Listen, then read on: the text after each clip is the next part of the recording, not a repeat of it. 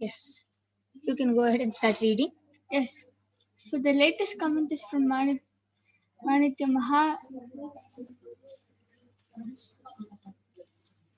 Mahajanananda has posted Swamiji, and the previous comment before that is from Crystal's TV has posted M, and the comment before that is also from Crystal's TV.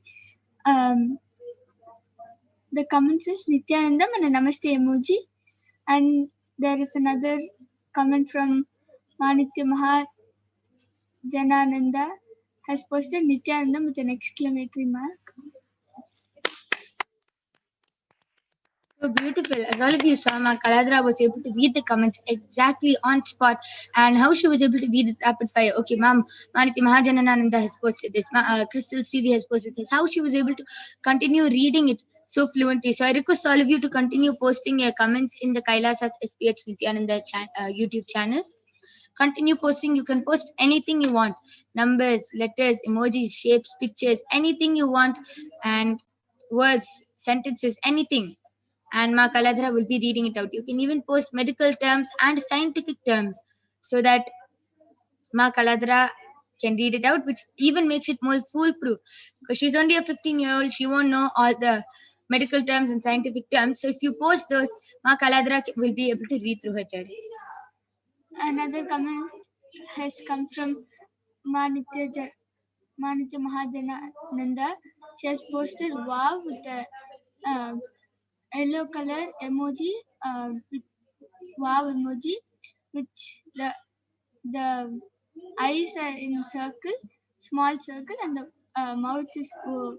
And then Ananda Parameshwari Ma has posted 40,075 km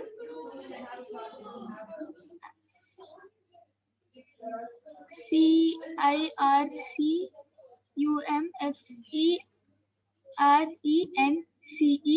of Earth, and she has posted a Earth emoji which has 2 spots of green and the rest is blue. Beautiful. How Ma Kaladhara was even able to describe the colors of the emoji and how many green spots of land is there in the earth emoji. How she was able to read out the number. So thank you, Ma Ananda Parameshwari, for posting something quite interesting. Yes, I request all of you to continue posting. You can post anything you want, and Ma Kaladhara will be reading it out live.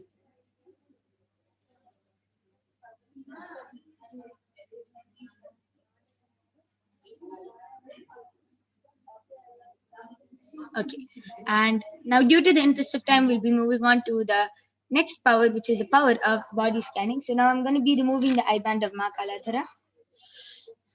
You can see how it is completely intact.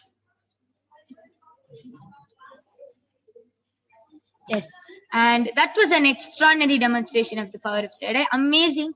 And before we move on, why don't you go ahead and share your experience of how you are able to see with your eyes closed? As it is not something normal which any kid around the world can do. How are you able to manifest these powers, and how do you feel of being able to read with your eyes blindfolded? So when I manifest the power of third eye, I am able to see everything as how I see with my 2 eyes. And when when I'm able to see the comments or whatever is being shown in front of me for me to see through my third eye, I don't feel anything. I just whatever I see, I tell, and it is what is the actual thing. Beautiful. So how do you feel being such a blessed kid, being able to manifest the power of third eye? So many kids are out there. They only see in the comic books and movies, and it's just their dreams. Oh, it's just a dream that they want to manifest. But now your dream is coming true. You're able to see with your eyes blindfolded. You're able to move matter with your consciousness. You're able to scan another person's body and reveal what is the problem. How do you feel? That's all? Yeah. Okay, that is amazing. So Ma Kaladhara told that she just feels like, wow, like she's able to manifest such an amazing power, which is in the dreams of other kids. So I request all of you to go ahead, call your family members, friends, call everyone you want. Show them that this is not a possible, this is not what they're just going to be seeing. They can manifest the power themselves. Tell them that it is a possibility for them also to manifest these extraordinary Shaktis. So now we'll be moving on to the next power after a short break.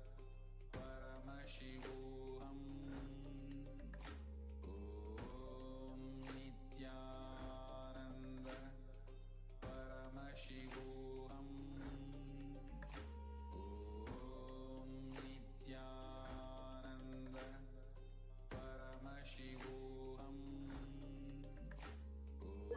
Yes. So I request all of you to continue posting your comments and requests. Meanwhile, I request the Balasans and the Nithyananda Yogis to go ahead and share how you manifest this power of body scanning, and share personally how do you feel.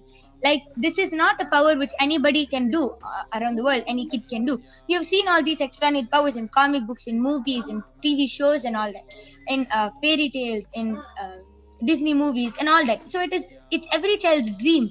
But how do you feel being able to fulfill that dream and being able to manifest these external powers? Why don't you go ahead and share? Okay, so yes, actually, before I joined the Nithyananda Gurukul and before I started manifesting powers, I used to watch a lot of Disney movies and read a lot of books. And I always used to look at all the characters in the movies and all the superheroes and all of them. And I used to think how good would it be if I could manifest power, if I could do like um, become do superpowers like them, and like just like being able to see through stuff and understand what another person is thinking, or lifting an object and like throwing it somewhere without my hand touching it. I used to just like wonder how good would it be. And then after I came to know of the Nithyananda Gurukul, and when I joined the Nithyananda Gurukul, I was so amazed to see that everything which I dreamed of and everything which I read about and watched can actually come true over here, and I can actually manifest it. And I don't need to do any hard work, or I don't need to really do anything. All I have to do is ask Swamiji to manifest the powers through me and completely surrender to him. Tell him that please manifest this power of body scanning or levitation or consciousness or matter. I just have to ask him to manifest the power through me, and it will start manifesting in less than I'm just matter of few seconds. It will start manifesting. So I personally am really amazed by these powers, and I'm really I feel really happy and blessed that I'm able to manifest all these powers, and I'm able to show to the world what Swamiji can actually do.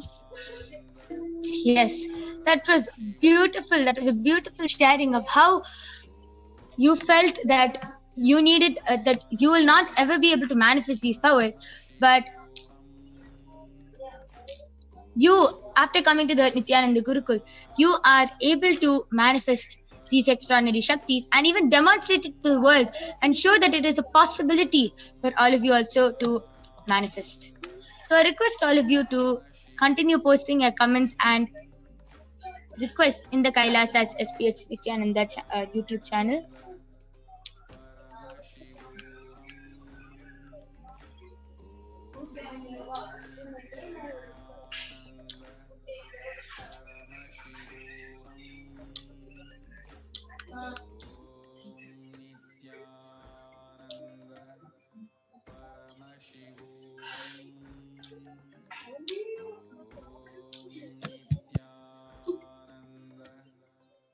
Anyone can go ahead and post all your body scanning requests, and the Balasans and the Nithyananda Yogis are eagerly waiting.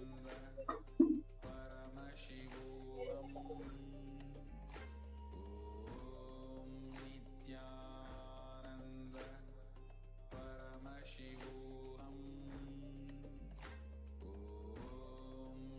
Nithyananda Paramashivoham. Nithyananda Paramashivoham. Nithyananda Paramashivoham. Nithyananda Paramashivoham.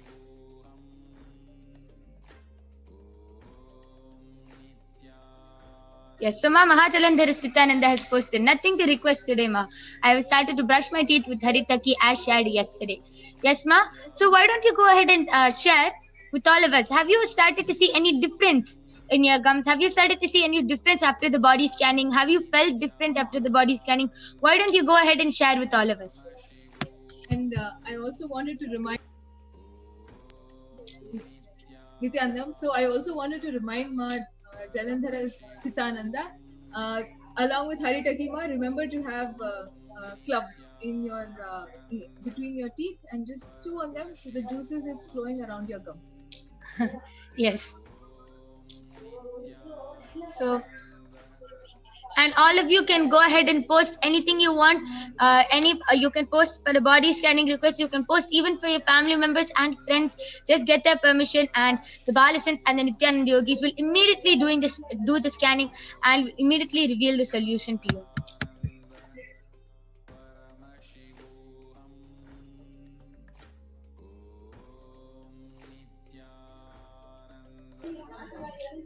And just as Ma Jalandhara Nithyananda is telling us how it has been for her with following Paramashiva's revelations and solutions, to all the other viewers also, if you are with us and you've watched us and you have had a body scanning with any of the Nithyananda Yogis or Balasants, you can also share of how the revelation has been relating to you and how it has been working out for you. And of course, we are here to take your requests. Yes, that is beautiful. Ma Jalandhara Nithyananda has posted the gloves. Yes, I do remember. Didn't forget, but have not started it. Okay, Ma. Just follow what Paramashiva has revealed. You will be completely healed.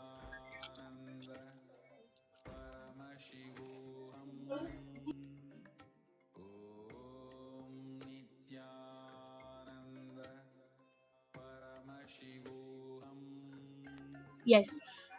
So, due to the interest of time, we'll now be concluding this power manifestation segment. We thank all of you for joining with us in this power manifestation segment, and we do encourage all of you to come back tomorrow, and you can join us every day at 4 a.m. IST and 2 a.m. IST and 4 p.m. IST, and you can get a body scanning for any one of your family members and friends every day. Ma Mahajalandhara Nithyananda has posted. So I have not noticed any visible changes yet, but I have had the clear cognitive understanding that if Paramashiva has started healing me, then it is happening. I simply accept the truth as it is. Simple. Yes, amazing, Ma. Just hold that cognition and you will be completely healed of your problem. And with this, we would like to conclude this power manifestation segment. Please stay tuned for the upcoming segments where you will be learning about who is Devi Parashakti and what are the Akashic readings. Thank you, Nithyananda.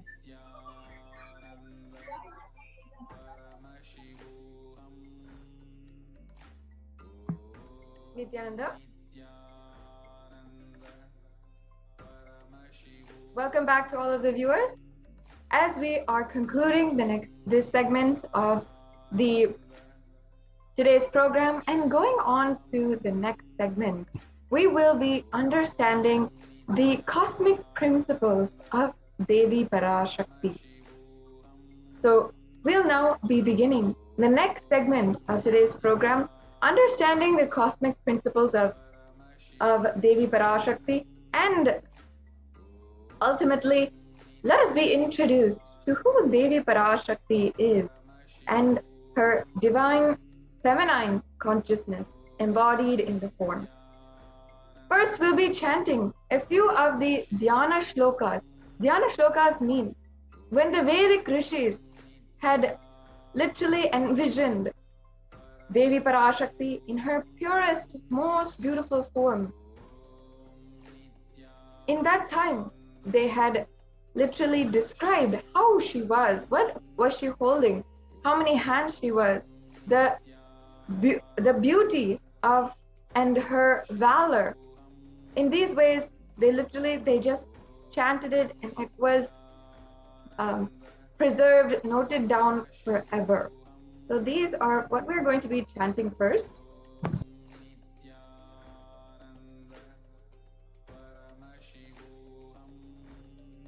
So the Lalita Sahasranama, it says, Sinduraruna Vigraham Trinayana Manikya Mauli Spurat Taranayaka Shekaram Smitamuki Mapina Vakshoruham Panibhya Malipurna Ratna Chasakam Raktotphalam Vibhratim Saumyam Ratna Gatastha Rakta Charanam Vyayet Paramambikam.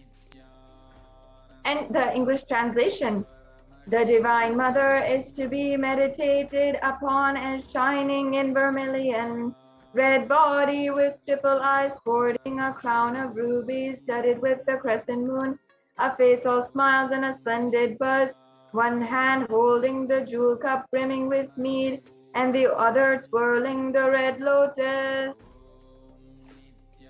Yes, we have another Dhyana Shloka from the Lalita Sahasranama. Arunam Karuna Darangitakshim Dhrutapashankusha Pushpabana Chapam Animadi Viravritam Mayukairahamityeva Vibhavaye Bhavanim. I meditate on the great empress. She is red in color and her eyes are full of compassion. She holds the noose, the goad, the bow, and the flowery arrow in her hands. She is surrounded on all sides by a power such as animal race, and she is the self within me. Yes. So Devi, the ultimate pure feminine consciousness, Parashakti, is the cosmic mother. It is her cosmic womb from which billions and billions of universes comes out and goes in. The source where the Big Bang and black holes go on. Parashakti is the source Shakti, source energy, the source power from which all of us came, in which all of us are even now, and in which all of us are going to merge.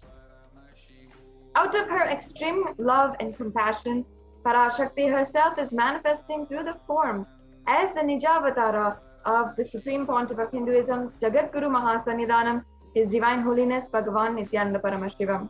And she is gracing us, answering all of our questions, attending to our prayers, giving boons, healing us, revealing our past, present, and future, and delivering profound spiritual truths, and ultimately the experience of Paramashivoham itself. So in the words of Parashakti, she says, raising as Omkara, expressing as Vedas and Agamas, blossomed as Premkara, filled as Parashodasi, living in 40 triangles, the Kailasa Swamini, who is in Kailasa Shripura Chintamani, Parashodasi, sitting as a part of Paramashiva, Parameshwari, who rules the world, Paramashakti, Manurmani, Meenakshi, as Nithyananda, I took the Nija Avatara here. To give good boon to everyone, to bestow all goodness. Hiranyagarbha Swarupini, Brahmanda Yoni, Shami, Chandramauli, Rapala, Aparna, Uma Parvati, Savitri, Navayabbana, Samraja Lakshmi, Parameshwari, Parashodasi, Meenakshi. Taking the form of Nithyananda, I came here as Nijavatara. With great compassion, I am blessing. Listen, people, to do good to all of you, I took the form of Nithyananda and came down as Nijavatara. Devi Parashakti continues, raising in Omkara, blossoming as Shiva, Shiva manifesting as the source of existence, powers of existence, expression of existence. From the oneness of Om, blossoming into two as Prakriti and Purusha, blossoming as three Shaktis, Icha, Kriya, Jnana, Shakti, and growing as the four Vedas, expanding as 5 Panchabhutas, beyond the 6 chakras, filled as the Gotras of 7 Rishis, expanding as 8 directions, existing as 9 Grahas, blossoming as 2 into 10 Indriyas, and being as 11 Rudras, creating all the worlds, bringing life, and to tell and make truth blossom, and to do good, Parashodasi, Meenakshi, in the form of Nithyananda, I came to bless every one of you. So let us now see how to receive Devi Parashakti. So literally you are seeing Paramashiva and Parashakti at that moment. So she's right there in your screen, and let us receive her very traditionally. So you can receive her with the traditional tambulam, which would include 2 betel leaf, a banana, 1 betel nut, and a coin, which is the traditional dakshina, and it can be even 1 paise or even 1 cent. Now you can offer that tambulam to Devi Parashakti, and after the darshan is over, do the namaskar, eat the banana leaf, the betel leaf, and the betel nut, and take that as prasadam immediately. Collect these coins and send it to the Nityanandeshwara Hindu Temple in Los Angeles. The betel leaf, the betel nut, the banana, all that may look extremely trivial to us now. But if you just see in a few days, you will see how much it adds to the sentiment that really Devi Parashakti is there. You will be not taking Devi Darshan for granted. Rituals have that capacity to break your monotonous, unconscious mentality and lifestyle and remind you and raise you to the powerful cognition. It will break your unconscious behavior.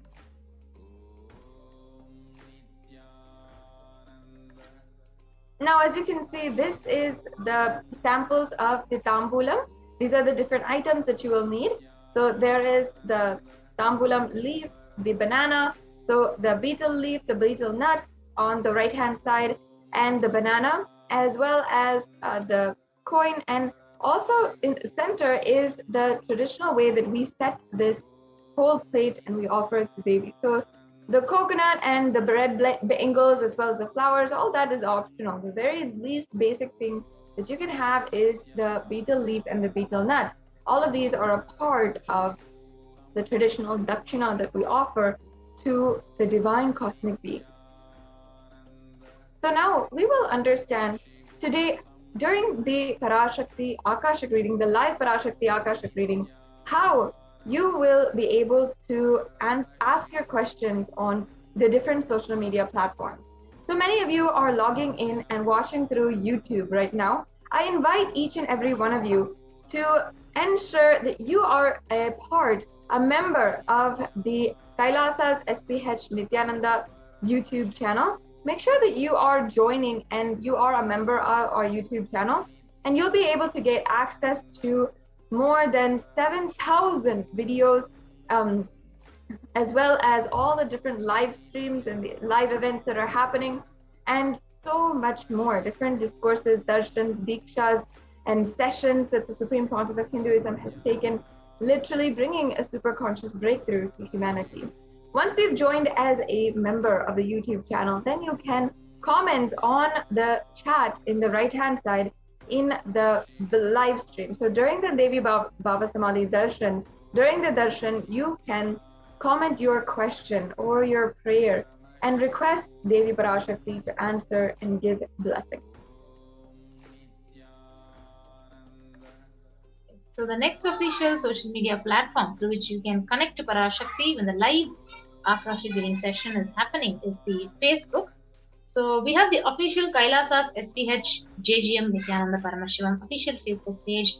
So if you have not followed or liked the page, you can go ahead and like and follow the page and ask your questions in the comment section under the live stream. And you can connect to Parashakti, you can ask your questions to Parashakti, the Supreme Pontiff of Hinduism. Twitter, you like Twitter and you spend your time on Twitter. You can also make sure, first of all, that you are following the Supreme Pontiff of Hinduism and in the official handle of the Supreme Pontiff of Hinduism at Sri Nithyananda on Twitter, and in the reply section. So you can reply to the live feed, to the tweet which has a live feed of the Devi Bhava Samadhi Darshan with the hashtag Ask the Avatar, and you can ask your questions through Twitter in this way. So the next official social media platform is the Instagram. So Sri Nithyananda is the official Instagram account. So you can go ahead and follow Sri Nithyananda on the Instagram. And you can ask your questions, which is here, which is circled, in the comment section under the live stream. And as if you are not social media savvy, you may not be comfortable on any kind of social media, you have an option on the kailasa.org website, which has a widget for WhatsApp. So you can send in your questions through WhatsApp on kailasa.org, and you can also go and send in the questions, your prayers for Devi Parashakti during the live Bhava Samadhi Darshan in the live chat on kailasa.org. So this is all of the different options that you have today to ask your questions during the Bhava Samadhi Darshan, and use the hashtag Ask the Avatar. So in the next segment, we will be able to understand the different ways that Devi Parashakti has guided humanity and has literally given her utmost, most beautiful guidance for the whole humanity on the coronavirus, the ongoing pandemic across the world, and how much there are so many different types of corruption, so much of violence and corruption ongoing in the world. Devi Parashakti has warned each and every one of us to take heed, to seek protection, and to ensure that we are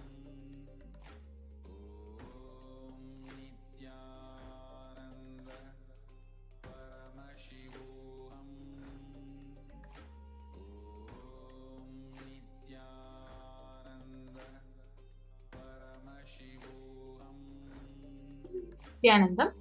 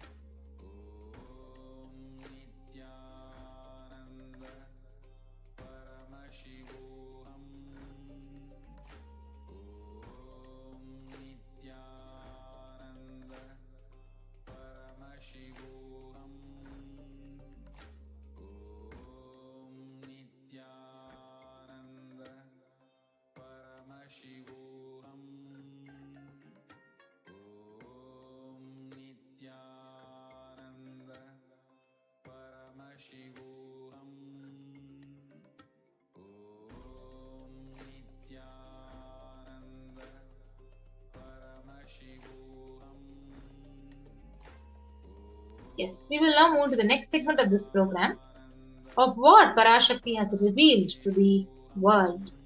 And now we'll be moving on to the sacred secret of Hindu birth. We will now listen to Parashakti, what she has revealed about the sacred secret of Hindu birth.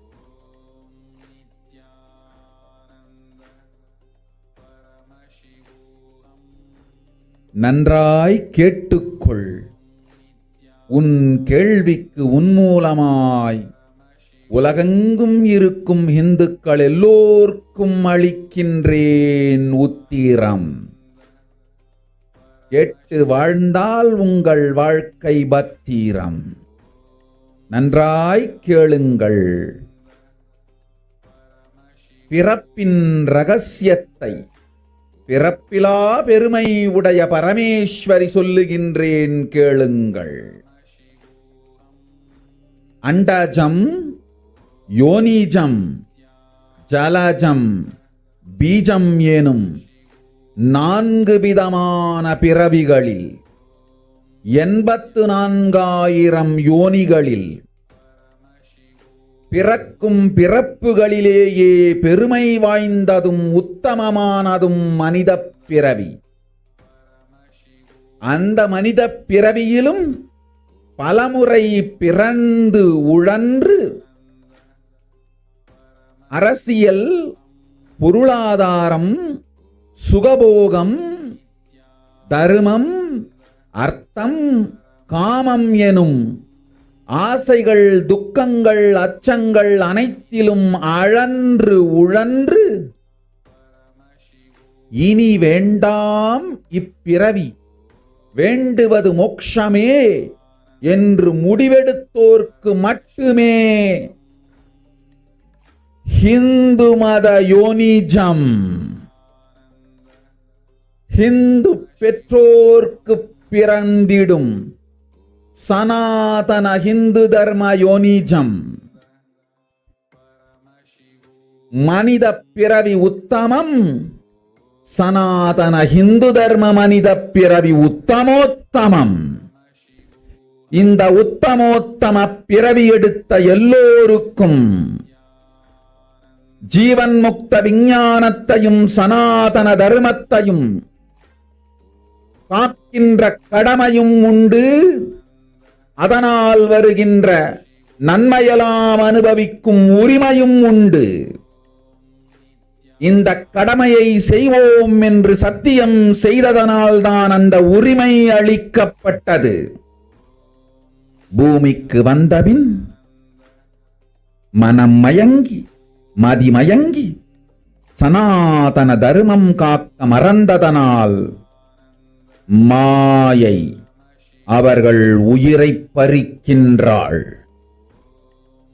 நன்றாய் புரிந்து கொள்ளுங்கள். உயிரை கொடுத்தாலும் தர்மத்தை காப்போம் என்று உறுதி எடுத்தவர்க்கே சனாதன ஹிந்து தர்ம யோனிஜம் அளிக்கின்றேன் யான். உடல் பெற்ற பிறகு ஊழிப் பெருவலியால் ஆசை அச்சங்களை உதறவிடாது, உதறியும் விடாது சனாதன ஹிந்து தர்மம் காக்க மறந்தோரை உயிர் வாழத் தகுதியில்லாதவர் பட்டியலில் உடனடியாய் மாயை சேர்க்கின்றாள். அதனால் ராட்சசர்களும் அசுரர்களும் தானாகவே இவர்கள் உயிரை எடுக்கின்றார். நன்றாய் புரிந்து கொள்ளுங்கள். உயிரை கொடுத்தாலும் தர்மம் காப்போம் என்று நிற்பவர்க்கு நிலைத்திடும் வீரஸ்வர்க்கமும் கைலாச பதவியும், எக்காரணம் கொண்டும் தர்மம் காக்க மறந்த உத்தமோத்தம ஜனனமான சனாதன ஹிந்து ஜனனம் பெற்ற மக்களுக்கு இல்லை வேறு கதி. சனாதன ஹிந்து தர்ம மனித ஜனனம் உத்தமோத்தம மனித ஜனனம். உங்கள் உரிமை உலகில் அதிகம், உங்களுக்கு கடமையும் உலகில் பெரிது. தர்மம் காத்தாலே கடமை, தர்மம் காக்காதார்க்கு உயிர் வாழும் உரிமை இல்லை.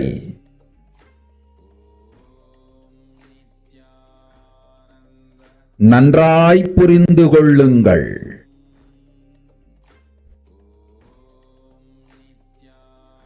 உத்தமோத்தம பிறவியான சனாதன ஹிந்து தர்ம பிறவி எடுத்த எல்லோரும் புரிந்து கொள்ளுங்கள். உங்கள் வாழ்வின் முதற்கடமை தர்மம் காத்தல். தர்மம் காக்க தர்மம் உங்களை காக்கும். சனாதன ஹிந்து தர்மம் காக்க மறந்திட்டால் வாழும் உரிமையை நீங்கள் இழந்து விடுகின்றீர்கள். அதற்கு மேல் வாழ்ந்தென்ன அழிந்தென்ன? பூமிக்கு பாரம் குறையட்டும் என்று அசுரர்களும் ராட்சதர்களும் உங்களை உண்டு தீர்க்கின்றார்கள். அதையும் மாயை கண்டு சும்மாவிருப்பாள். பிரபஞ்ச ரகசியத்தை, பிறவியின் ரகசியத்தை உலகிற்கெல்லாம் உத்தரமாய்ச் சொல்லிவிட்டேன். புரிந்து வாழ்வில் நடந்து உயிரை பத்திரமாய் பார்த்துக் கொள்ளுங்கள். அன்னை சொல்லும் அருள் சத்தியம் இது. ஓம் ஓம் ஓம்.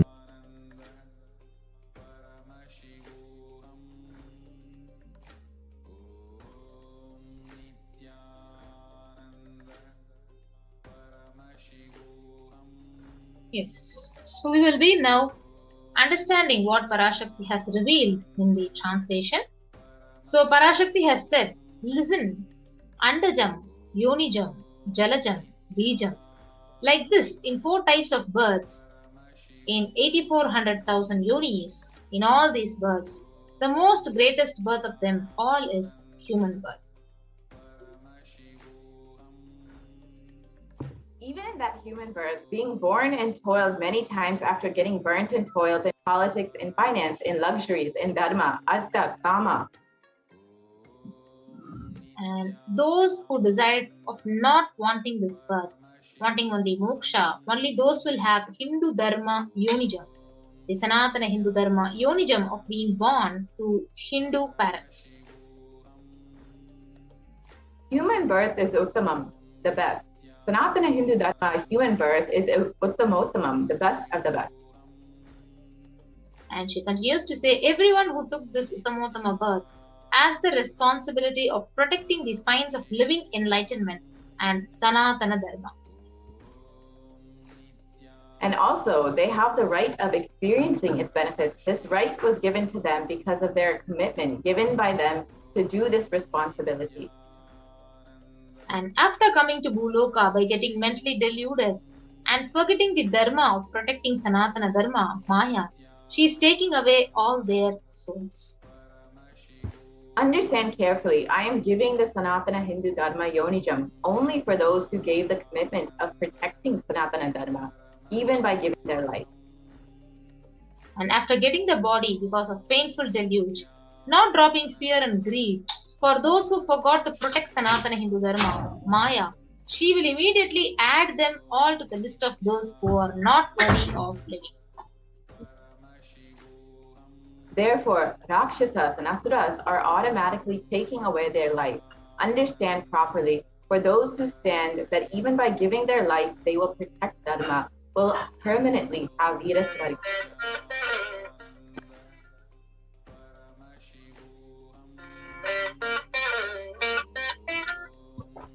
So for any reason, people who forgot to protect Dharma, having the Uttamottama birth of Sanatana Hindu birth, there is no other way for them.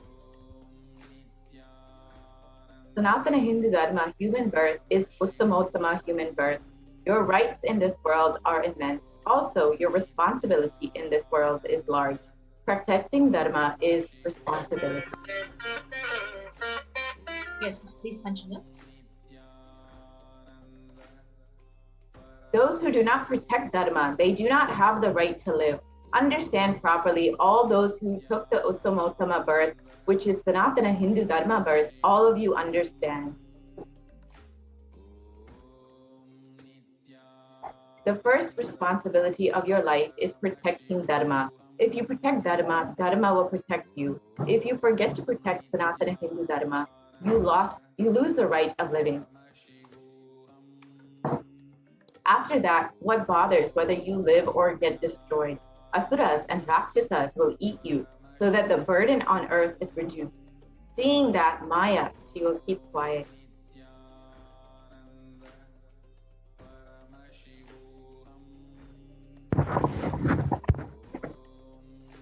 And let us look more deeply into these revelations made by Devi. Specifically, Devi has said, if you Hindus forget to protect Sanatana Hindu Dharma, you lose the right of living. And an overwhelming majority of Hindus, 94%, live in one country, India. The largest population of Hindus outside India is Nepal, which is 2% of all Hindus, and Bangladesh, which is 1%, as per the Pew Research. And it is not a coincidence that Hindus and according to the New York Times, the actual figures are likely there are estimated to be 4.2 million people who have died from COVID-19, but the actual infection rate is much, much higher at 700 million. And this is the worst case scenario, but the current figures are much less of what they're saying, the media is reporting. And the New York Times says the actual figures are likely to be much higher, with more than half of the Indian population infected with COVID as a worst case scenario.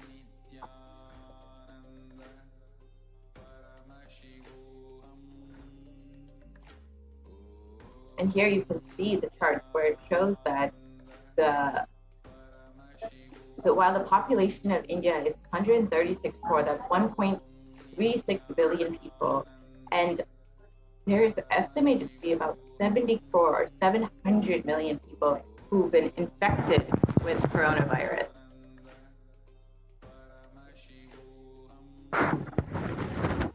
And now we will understand about the Kirmi Bhojan of hell, which is opened in India.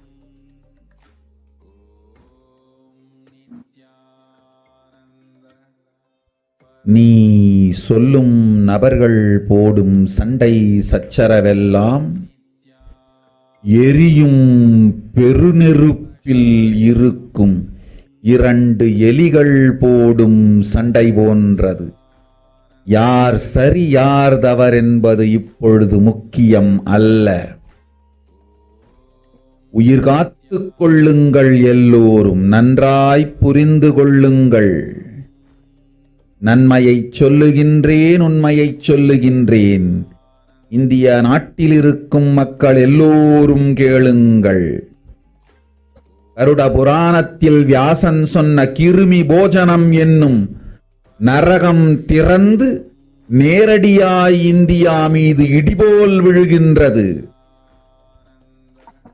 ஆதி கைலாசத்திற்கு ஓடிச் சென்று வருமுன் காத்துக் கொள்வது மட்டுமே ஒரே வழி. Corona பெருந்தொற்று கொள்ளை நோய் இருமி போஜனம் எனும் நரகத்தை பூமிக்கு கொண்டு வந்து விட்டது. அகோர தாண்டவத்தின் ஆட்டம் யாராலும் அடக்க முடியாத அளவிற்கு ஆரம்பித்து விட்டது. புதிதாய் உருக்கொண்டிருக்கும் இந்த நுண்ணுயிரி மைல்கள் கடந்தும் காற்றினில் உயிரோடு இருந்து மற்ற உயிர்களையும் அழித்து உடல்களை தின்னும் பெரும் வலிவு கொண்ட பேரசுரர்களாய் வலம் வர துவங்கி விடுகின்றது. நன்றாய் புரிந்து கொள்ளுங்கள். வருமுன் காத்துக் கொள்ளுங்கள், அது ஒன்றே வழி. அதற்காகவே ஆதி கைலாசத்தை திறந்து வைத்திருக்கின்றேன். உயிர் காத்துக் கொள்ள வேண்டி விரும்பும் எல்லோரும் ஓடுங்கள் ஆதி கைலாசத்திற்கு. இந்தியாவில்தான் இந்த நரகம் திறந்து உலகெங்கும் பரவப் போகின்றது. இருமி போஜன நரகம் பூமிக்கு வந்துவிட்டது. மனிதர்கள் செய்த மகா கொடுமைகளினால். அன்னை முன்னின்று என் அடியவரை காப்பேன் சொல்வதை கேட்டு உயிர் காத்துக் கொள்ள விரும்புவோர் வருமுன் காப்பது ஒன்றே வழி என்று தெரிந்து செல்லுங்கள் ஆதி கையிலைக்கு. ஓம் ஓம் ஓம்.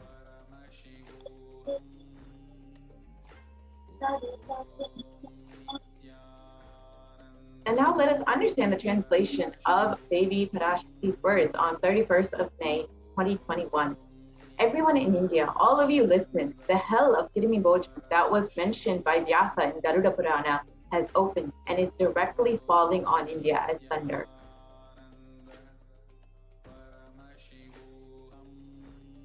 Running to Adi Kailasa and protection from it is the only way. Deadly corona life-taking disease has brought the hell known as Kirimi Bojanam to earth.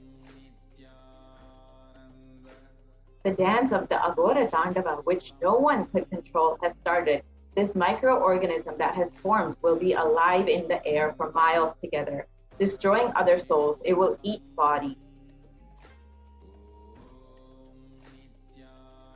It has started roaming as great demons with tremendous strength. Understand properly, prevention is the only way. For that, I have opened Adi Kailasa for those who want to save their lives. All of you run to Adi Kailasa.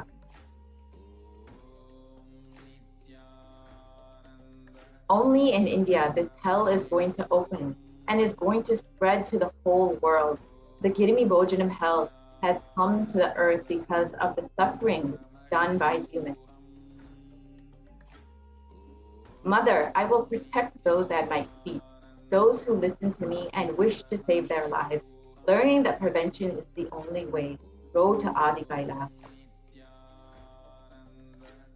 So let us understand what is this Kirimi Bojanam. Kirimi Bojanam is one of the 28 hells described in the Hindu scriptures, where people are sent to suffer in a pit to be eaten by worms.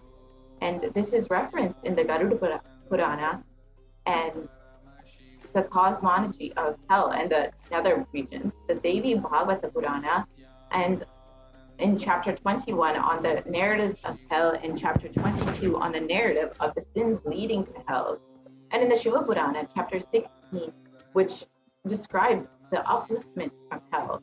And the Kirimi Bojanam is also described in the Skanda Purana, which in chapter 12, in chapter 2, and chapter 30, and the Brahma Purana in chapter 20, which describes hell in the nether regions, and in chapter 106, which describes sufferings in hell, and the Padma Purana, chapter 48, which describes the section on the netherworld.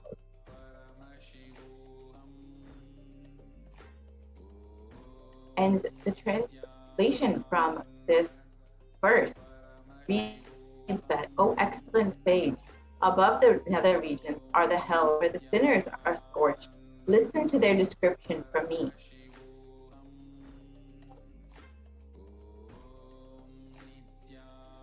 They are Gaurava, Shukara, Radha, Dala, Vishvat, Vasat, Mahakala, Taptakumbha, Lavana, Vilopita. The river Vaitarani consists of putrid stuff flowing in it. The Kidimi Bojanam, the Asipatram. Only when the Supreme Pontiff of Hinduism will do the Padayatra in India will this Kidimi Bojanam end.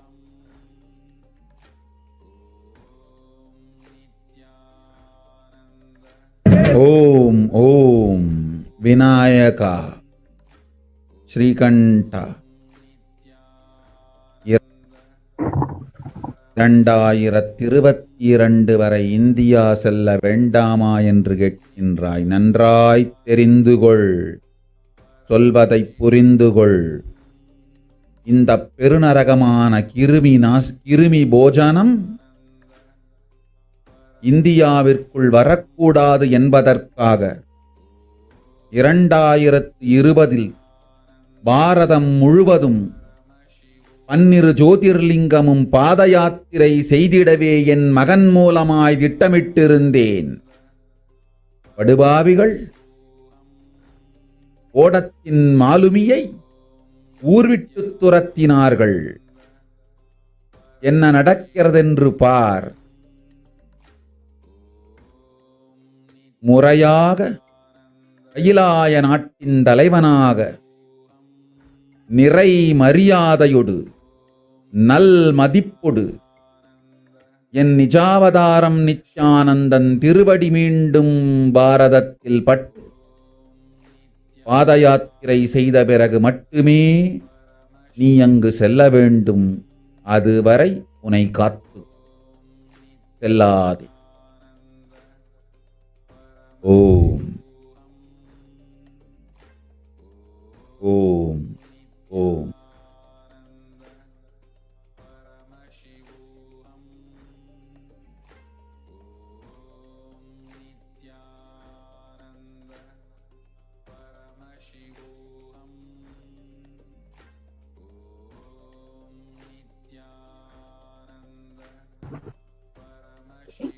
So let us understand Devi's revelations on the 31st of May 2021.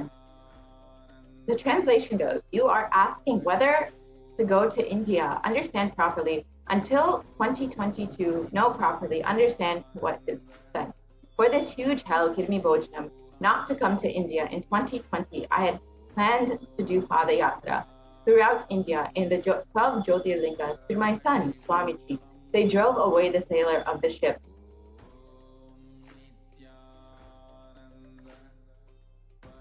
See what is happening. Properly, as a leader of Kailasa nation, with complete respect, with good regard, when my Nijavatara Nithyananda's feet touched on Bharat and do Padayatra, only after this, you should go there. Till then, protect yourself, do not go.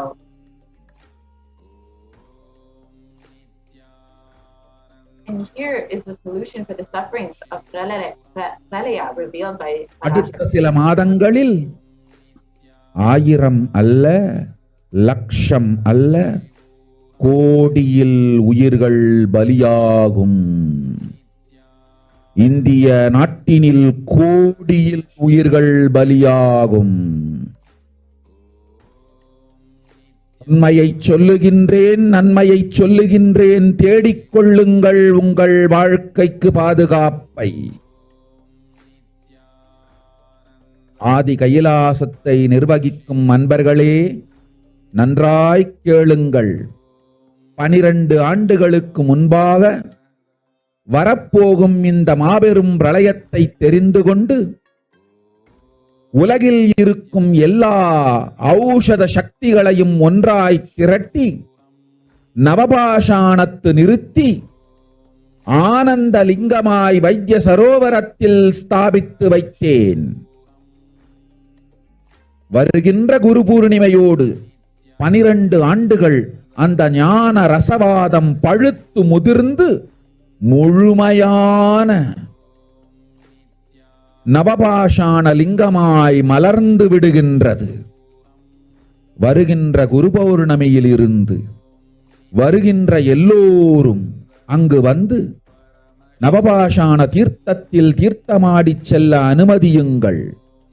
அதற்கு வகை செய்யும் விதத்திலே நல்ல முறையிலே எல்லா நன்மையும் செய்து வையுங்கள். இந்த தீர்த்தத்தில் தீர்த்தமாடியோர்க்கும் அந்த தீர்த்தத்தை அருந்தியோர்க்கும் கொரோனா கொடுந்தொற்று வராது, மரணம் இல்லை, துக்கம் இல்லை. இது அறிவியல் பூர்வமாய் அனுபவபூர்வமாய் நிரூபிக்கப்படும். அதனால் கோடிக்கணக்கில் மக்கள் வரிசையில் நின்று தினந்தோறும் வந்து நவபாஷாணத்தாலான ஆனந்த லிங்கத்தில் நித்யானந்த லிங்கத்தில் நீராடி வணங்கி நன்மை பெற்றுச் செல்வார்கள். நன்றாய் கேளுங்கள் மக்களே. 12 ஆண்டுகள் முன்பாக பராசக்தி நான் செய்து வைத்த நவபாஷாணம் சித்தித்து புளித்து பழுத்து முதிர்ந்து ரசவாத யோகத்தில் சித்தியாகி இன்று நிறைந்த நவபாஷாண நித்யானந்த லிங்கமாய் வைத்திய சரோவரத்தில் மலர்ந்திருக்கின்றது. இதை செய்த காரணம் வரப்போகும் பிரபஞ்சத்தின் பிரளயத்திலிருந்து மக்களை காத்திடவே. எல்லோரும் கேளுங்கள். ஆதி கைலாசத்து நேரடியாய் மறைமுகமாய் உதவி செய்து உடன் இருந்த எல்லோரும் கேளுங்கள். உங்கள் எல்லோரையும் நம்பியே இந்த படகை நாம் உருவாக்கினோம். இந்த பெரும் சேவையில் எல்லோரும் வந்து பாகமாயிருந்து கொரோனா வராதவர், வந்தவர், வந்து நீங்கியோர் இவர்கள் எல்லோருக்கும் மாபெரும் மருந்து நவபாஷாண நித்யானந்த லிங்கத்து தீர்த்த விருந்து. எல்லோரும் வந்து நல் நீராடி தற்காப்பும் பெற்று நோய் கண்டவர் நோயும் தீர்ந்து நன்மையெல்லாம் அடைந்திட இந்திய நாட்டு மக்களே, உங்களால் இயன்றதை செய்திடுங்கள். உங்கள் எல்லோர்க்கும் நல் பாதுகாப்பும் உண்டு, நல்லதும் உண்டு. என்னை இழந்தாலும் என்னை நீங்கள் மறுத்தாலும் உங்களை நான் காப்பேன். அஞ்சாதீர்கள். பெருங்கருணை பேரருளால் நான் செய்து வைத்த கப்பலை உபயோகித்து இந்த ஆழிப் பிரளயத்தின் பெருங்கூத்து ஊழிக் கூத்திலிருந்து உங்களை காத்துக் கொள்ளுங்கள். உண்மையை சொல்லிவிட்டேன், நன்மையை சொல்லிவிட்டேன்.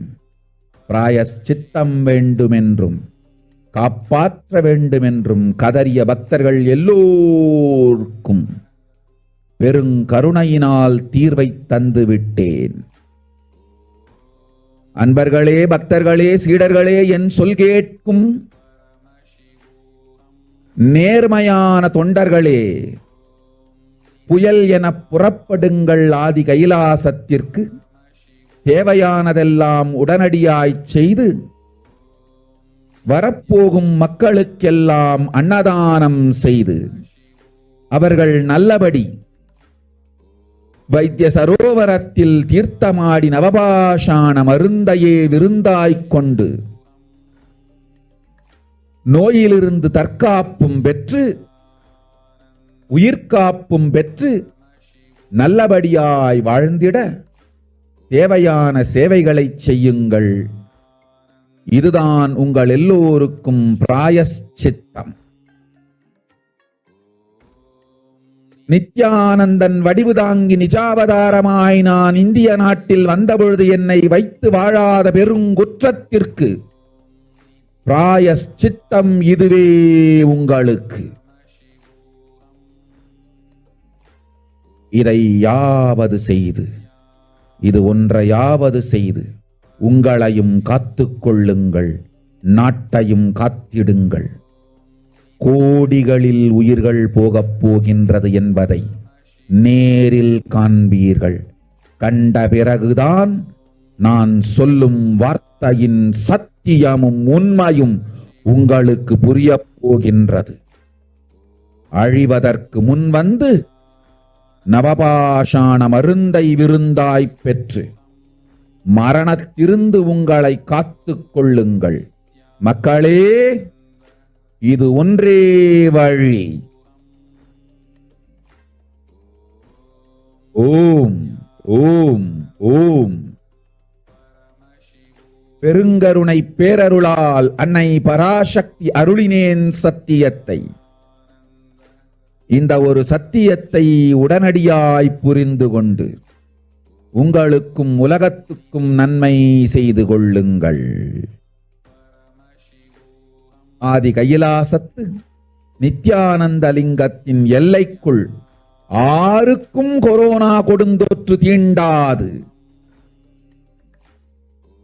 இந்த சத்தியத்தை அனுபவபூர்வமாகவும் அறிவியற்பூர்வமாகவும் முழுமையாக நீங்கள் புரிந்து கொள்வீர்கள். இது நிரூபணமாகும்.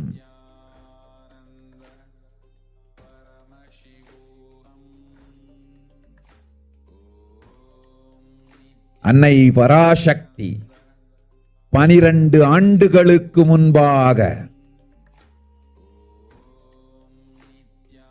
உள்ள ஞான ஔஷத சக்திகள் அனைத்தையும் பிரம்மாண்ட யோனி ஹிரண்ய கர்ப்பத்திலிருந்து கொண்டு வந்து உருவாக்கி வைத்த நவபாஷாண லிங்கம் இன்று பிரளயத்திலிருந்து காக்கும் பெரும் கப்பலாய் உங்களுக்கு ஊதாவும்.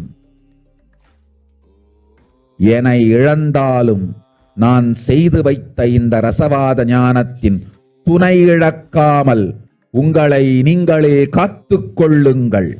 இது ஒன்றே வழி. மக்களே, இது ஒன்றே வழி. ஓம் ஓம் ஓம் ஓம் ஓம்.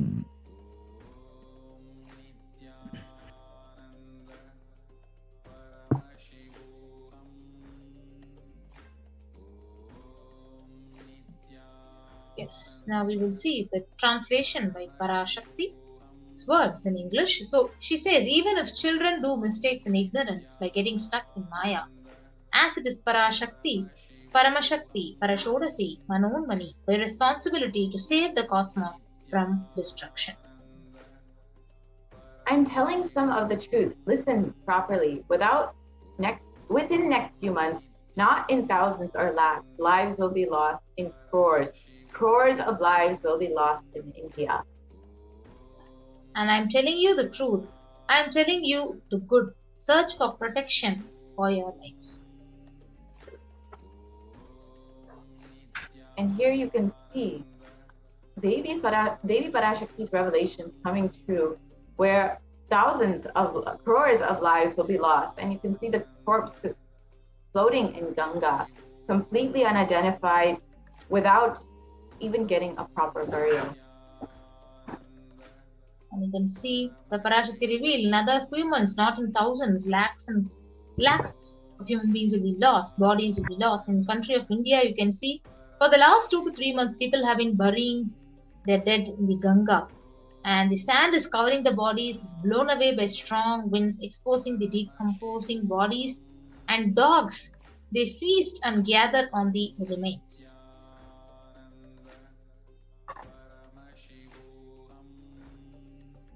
And here, more news showing that as India is reeling under a massive second wave of COVID, the number of deaths has also increased. Such is the situation that crematoriums and burial grounds are packed to capacity. And this shows that the number of people dying from COVID-19 is soaring. Yes. So, and you can see here in this article where over 150 dead bodies which have been reported as COVID fatalities were dumped on the banks of the Ganges River. So, this was exactly revealed by Parashakti. And these COVID bodies will be washed down further and can be eaten by stray dogs, which will further spread coronavirus. So, this was the media report. And it's very clearly revealed that the reports are completely downplayed. Numbers are showing that there's about 40 people who have died within the city, but this article is clearly showing that over 400 people have died within the city alone. And you can see here over 2,000 bodies were actually found on the bank of the river Ganga in the Uttar Pradesh, the decomposed bodies. And Indians are forced to change the rituals for their dead as COVID-19 rages through the cities and villages. People are not able to perform the 13-day rituals that are normally customary for the dying, those who have deceased. But now, because of the soaring numbers of people dying from COVID, people are not even having crematoriums or burial places, so they're forced to forego their last rites, and just bodies are cremated immediately many times, just when they can get an opportunity. Yes. So again, here is another media article which says the bodies, after bodies are coming and death and devastation is happening in Delhi, and the crematoriums and burial grounds are running out of space in the capital of India, in Delhi. And funeral pyres burn continuously at Mohali's cremation ground. And this is just another example of how there are enormous number of bodies dying from COVID and just being cremated anonymously. Yes, you can see round-the-clock mass cremations continuously happening in India after the second wave of coronavirus brings the death toll to over 200,000. So, what exactly Parashakti has revealed? It has actually been authenticated by all these media articles. Yes, non-stop cremations. More articles showing that there are non-stop cremations going on in different crematoriums around the country. Yes, another media which says bodies pile up at Indian crematoriums overwhelmed by the virus surge.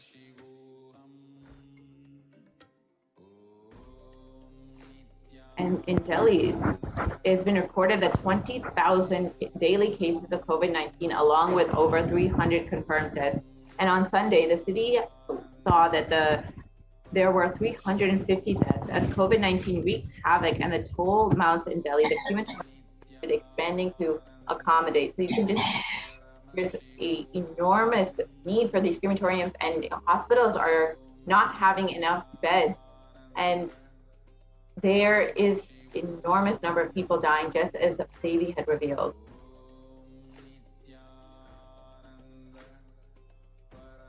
Yes. So these are the various media articles which are actually supporting what Devi Parashakti has revealed in the Akashic readings. So with that, we come to the conclusion of this segment of this program, and we'll now be quickly moving on to the next segment, where we can offer our deep devotion and gratitude to Parashakti in the form of various offerings. We'll be right back after a short break.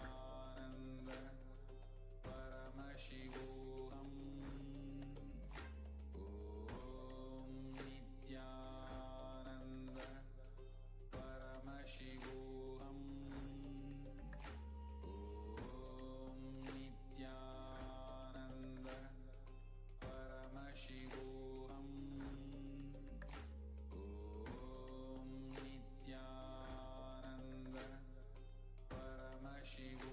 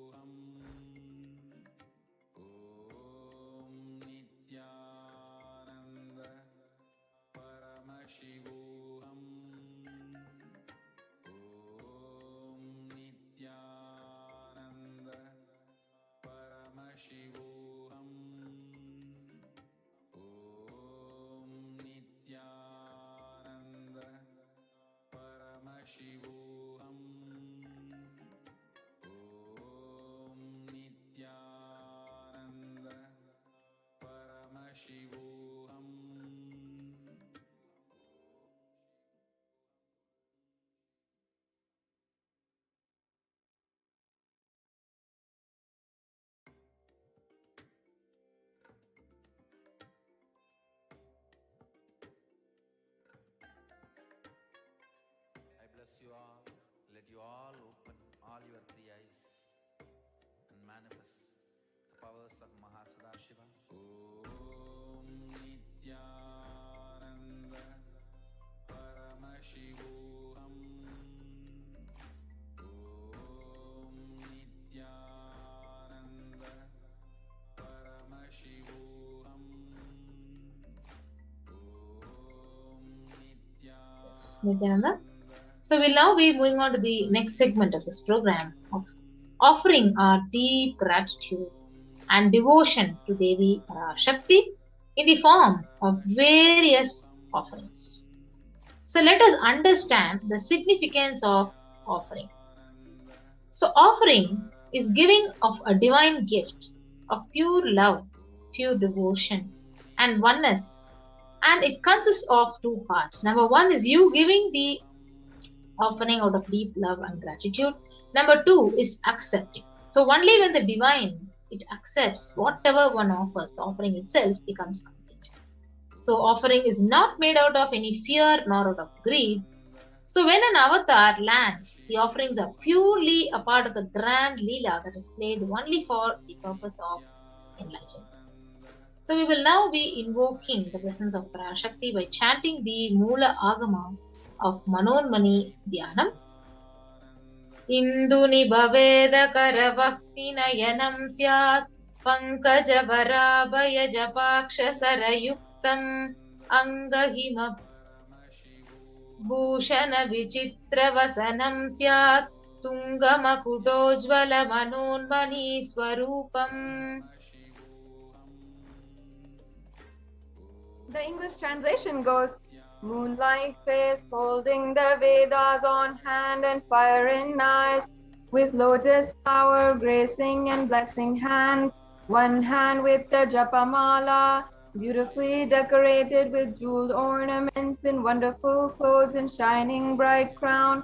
Her name is Manonmani. We will also chant another Dhyana sloka from the Moola Agama of Manonmani Dhyanam. Dhyayed Devim Trinetram Sashini Bhavadhanam Vedahastam Dadhanam Savye Padmam Paradama Pare Chabhayam Chakshamalam Divyairabharanair Vibhushita Tanum Brahmadibhih Pujitam Devimeva Manonmanim Pratidinam Kamarta Datrim Shubham.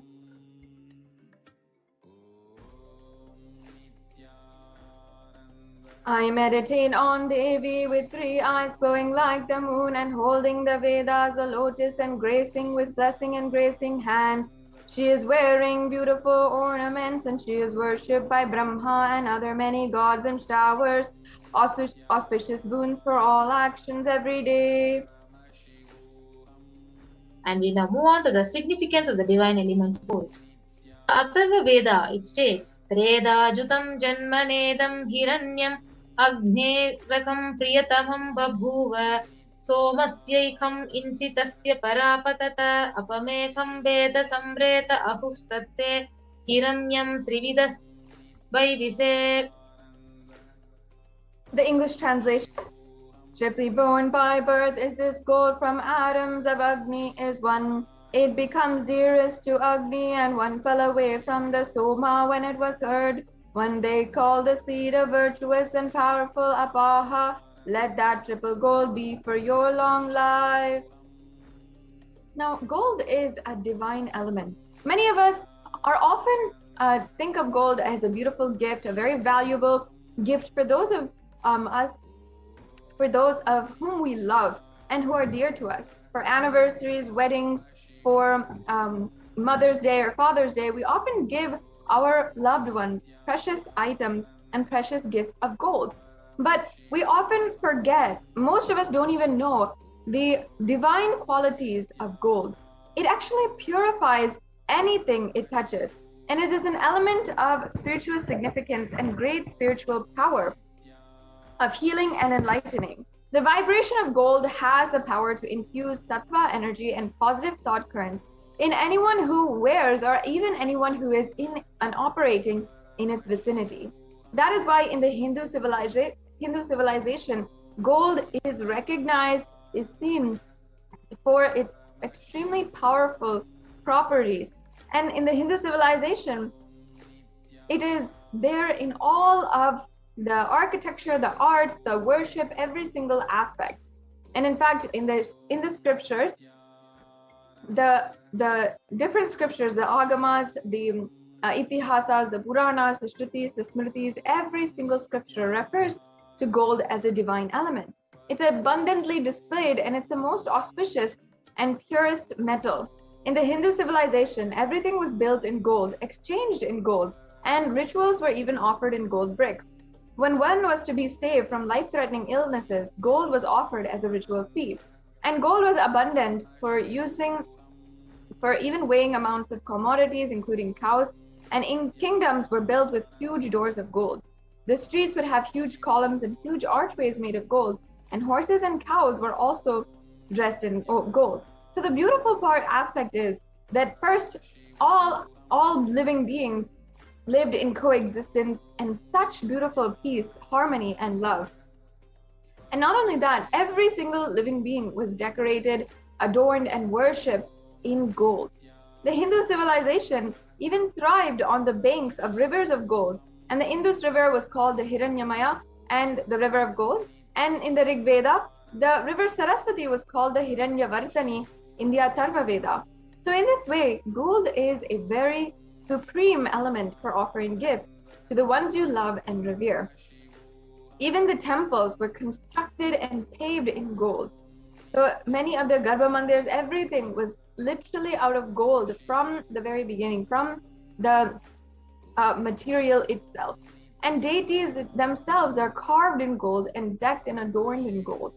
So because it preserves the enlightenment energy and it lasts for thousands of years, literally it lasts forever. So that is why the Vedic rishis and the whole Vedic civilization incorporated gold into every single aspect, including the different offerings that we make for the temple deities as well. So, with that understanding of the significance of the offering gold to Parashakti and the Hindu divinities, so now we will move on to the various offerings to Parashakti. The first offering is the E-Hundi offering. So, the Dhyana Sloka, it says, Bhakti Priya Bhakti Gamya Bhakti Vashya Bhayapaha Shambhavi Sharada Radhya Sharvani Sharmadayini. And the English translation, Devi is fond of true devotion and is realized through true devotion. She can be won over through true devotion and she removes all fear. So this E-Hundi offering is a beautiful offering where if there is any fear in the minds of the devotees, Devi is sure to remove that fear. It is stated that Devi likes to be worshipped in autumn. And here it does not mean the seasonal autumn that we have every year, but it means the autumn of our life when thoughts turn more and more inward and the revolt of the divine and is understood clearly. The need for Devi worship becomes stronger. Yes, so you can offer the E-Hundi offering to Parashakti and receive her blessings. So the E-Hundi offering can also be offered through the YouTube live chat, through the super chat and the super sticker option. And the next offering is on how you can offer what is the exact procedure. You can stay tuned until the end and we'll walk you through the basic steps of how you can offer these today. So the next offering to Parashakti is the Sankalpa chanting, which is $1. The Devi Mahatmyam, chapter 12 of 1 verse 34 describes Tayaitan mohyate vishvam saiva vishvam prasuyate saya chitta cha vijanam tushta rudhim prayaschadhi. The English translation, the goddess enchants this universe and she herself gives birth to this universe. That goddess, being prayed without interest in anything, gives that knowledge that leads to salvation and gives wealth in the materialistic sense. This is from the Devi Mahatmyam, chapter 12, verse 14. You can offer the Sankalpa, the conscious resolution, which blesses every person who is offering with all the fruition and desires and wishes that he is yearning for. Yes. Next offering is the Sahasranama Swaranakasu. The Lalita Sahasranama, verse 731, it says, Nama Parayana Prita. She who likes the repetition of her various names. So this is the offering of 1008 names of Devi Parashakti, and it is a very special and unique archana which is offered to the Mahameru of Devi Parashakti. So you can offer a golden coin which is inscribed with each of these 1008 names and receive blessings to have all the Ananta Kalyana Gunas, all the divine qualities of Devi Parashakti. So it is available in 3 sizes at $75, $151 and $251. Next offering is the Mukta Anguti, the fingering with a pearl, where the Meenakshi Pancharatna says, Mukta Harala Kirita Ruchiram Purnendu Vaktra Prabham Shinjannu Purakinkini Manidaram Padma Prabhabasuram Sarvabhishta Falapradam Girisutam Vani Rama Sevitam Meenakshim Pranatosmi Santatamaham Karunyavaram Nidhim. Yes, and the English translation. I bow down to the goddess Meenakshi, whose crown has garlands of pearls and face shining like a full moon, who wears anklets that are studded with gemstones and has small bells, and who is shining like the splendor of a lotus, who grants all the wishes, the daughter of the mountain, who is worshipped by goddess Vani and Rama. And I remain ever bowing to the goddess Meenakshi, the ocean of compassion. This beautiful offering, the Mukta Anguti, as you saw, has the pearl is actually very favorite to Devi Meenakshi, as it comes from the ocean. And because we know this, we love to offer the Mukta Anguti, or the pearl ring, at the feet of the Devi Parashakti, and offer her it to wear. And with this, we will receive the blessings to be showered by compassion and pure love in all of our business endeavors. Goddess Meenakshi is actually known for having conquered all the 8 directions, and her pure sovereign rule had literally pervaded the entire 56 deshas and united all of the 56 deshas. So Devi Parashakti, in the form of Devi Meenakshi, can really help each and every one persevere and achieve everything that you want in your ambition and your career.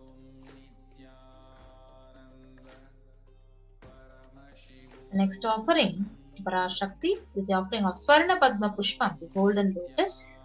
So the Kamika Agama, it beautifully says, Ashtavidhyeshwaropeta Kumbhavarana Samyutam Sarvesa Sutra Vastradya Hema Pankaja Bhushitaha Tapidhana Shakrushascha Pakva Bhilva Falaprabha Snapannadhyaya Samsiddha Pramanena Samandita. The English translation goes, all the Kailasa should be wound around with suitable thread and covered with new cloth. They should be adorned with lotus flower made of gold. And actually, this lotus flower has so much of significance in the Vedic scriptures. There are so many references of using the lotus during the worship of Paramashiva. And almost everything, including the mudras, the asanas, the different architecture, the different arts, everything has lotus as a base. And it is considered as a divine flower. And not only the flower itself, but also the leaf, the pericarp, the petals, everything is considered a divine quality. If you see, even the lotus petals are shaped. We often describe the eyes of Devi or Paramashiva as being shaped like a lotus. It's always having such a beautiful connotation. And we also have a few other examples how Shakti of Paramashiva is called as a lotus, and the base of the Paramashiva linga is called the lotus, and the disciple of Paramashiva is considered as the lotus, which is about to bloom. So the golden lotus has so much of significance. And one of the most beautiful things is how the lotus in all the muddy waters in any kind of pond can bloom, and it'll be the most divine flower, the most beautiful, elegant flower there. Just like that, you can have the blessings to bloom and radiate the space, state, powers, and being of Devi Parashakti in your inner space amidst any adverse situation in your life, in any kind of water. This beautiful Swarna Padma Pushpa has that beautiful quality, and you can offer this today to Devi Parashakti. If you'd like to proceed with any of these offerings, you can go to tiny.cc/Devi-offerings. Yes. So the next offering is the Swarna Metti, the golden toe ring to Parashakti. Nakadhiditi samchanna namajjanatamo guna padadvaya prabhajala parakrita saroruha. You whose brightness from toenails destroys the darkness of ignorance from the minds of devotees who prostrate at your feet. You whose brightness from your 2 feet overpowers that of the lotus flower. So this Swaranameti offering is a gold toe ring. The toe ring is actually a piece of jewelry which often married women wear. They always wear in the Hindu tradition once upon having their marriage ceremony. Now, for Devi Parashakti, offering this toe ring is so significant, as it just says that one toe of Devi Parashakti can literally dispel all the darkness from your life, all the ignorance from your life, and you can be in constant gratitude for receiving her blessings even in the most difficult aspects of your life.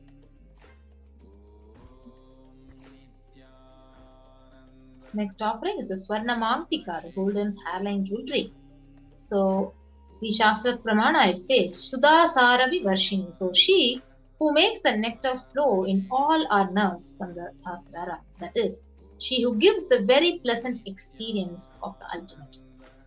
So the hairline jewelry, the Mangtika, it represents that nectar flowing from the Sahasrara Chakra, which is fully opened. For those of you who do not know, the Sahasrara Chakra is a chakra at the crown center, right on top of our head. And that is why the Mangtika is actually the hairline jewelry, because it's right on top of our head. It's right at the center of our head. And the Sahasrara Chakra is represented by the 1,000-petaled lotus. So when that is open, that chakra is open and fully functioning, fully bloomed, that is when the nectar flows from that lotus. So such a beautiful description of Devi Parashakti. And not only that, we can have the blessings of having that same sweet experience, having her blessings and opening our Sahasrara Chakra, living in eternal gratitude, the blissful state of space of complete completion in our lives. We can have this and be blessed by this, by Devi Parashakti, as we offer this Swarna Mangtika.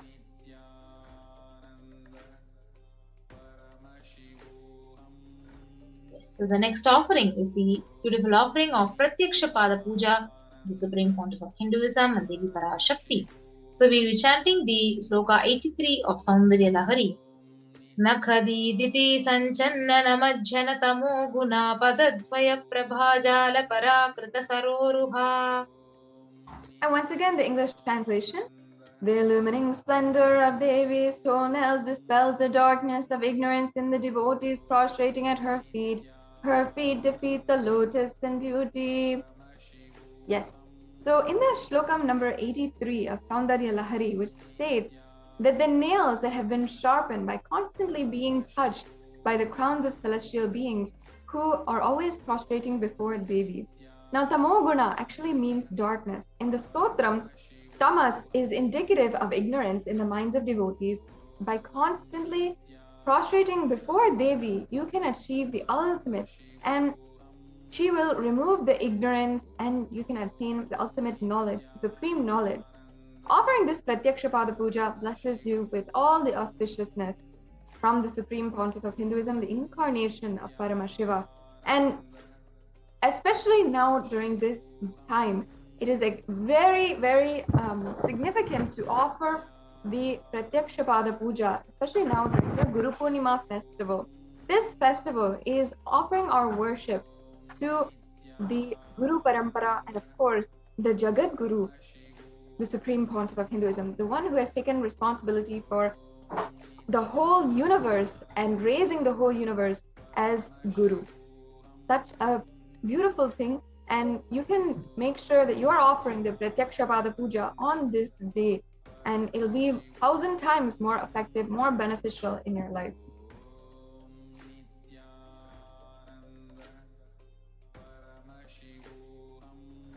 Yes, the next offering is the Vastra Seva, which is also a part of the Pratyaksha Pada Puja, the sacred cloth offering to the Supreme Pontiff of Hinduism. You can also offer this in the upcoming Guru Purnima, and you can receive the blessings and all the auspiciousness of the Supreme Pontiff of Hinduism to manifest all your desires and what you want to manifest as reality. So this is also $1,008.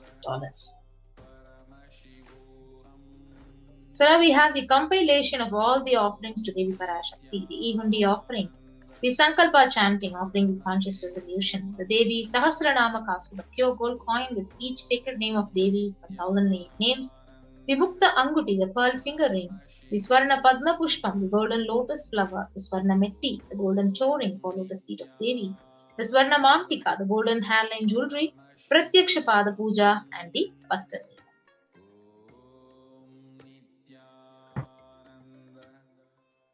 So as you can see here, these are the registration forms that you can fill out, the links on the screen. And today we have 2 options. You might be in different categories as you are proceeding for the payments or the next steps to make these offerings. I'm sure so many of you, hundreds of you, want to make this offering in your life, and you want to manifest offering this at the feet of Devi Parashakti and offer your gratitude in some way or form. If you are ready to offer today, that's great, that's amazing. You can go ahead to tiny.cc/Devi offerings. If you are wanting to make this offering, you want to manifest it, but you are not yet ready, you can go to tiny.cc/Bhava Samadhi, and you will be able to make sure, you will be able to have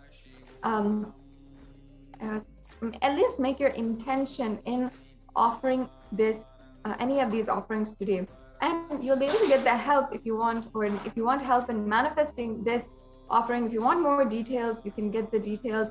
And if you simply want to express your interest in making the offering, you can also make the intention to make this offering at tiny.cc/Bhava Samadhi.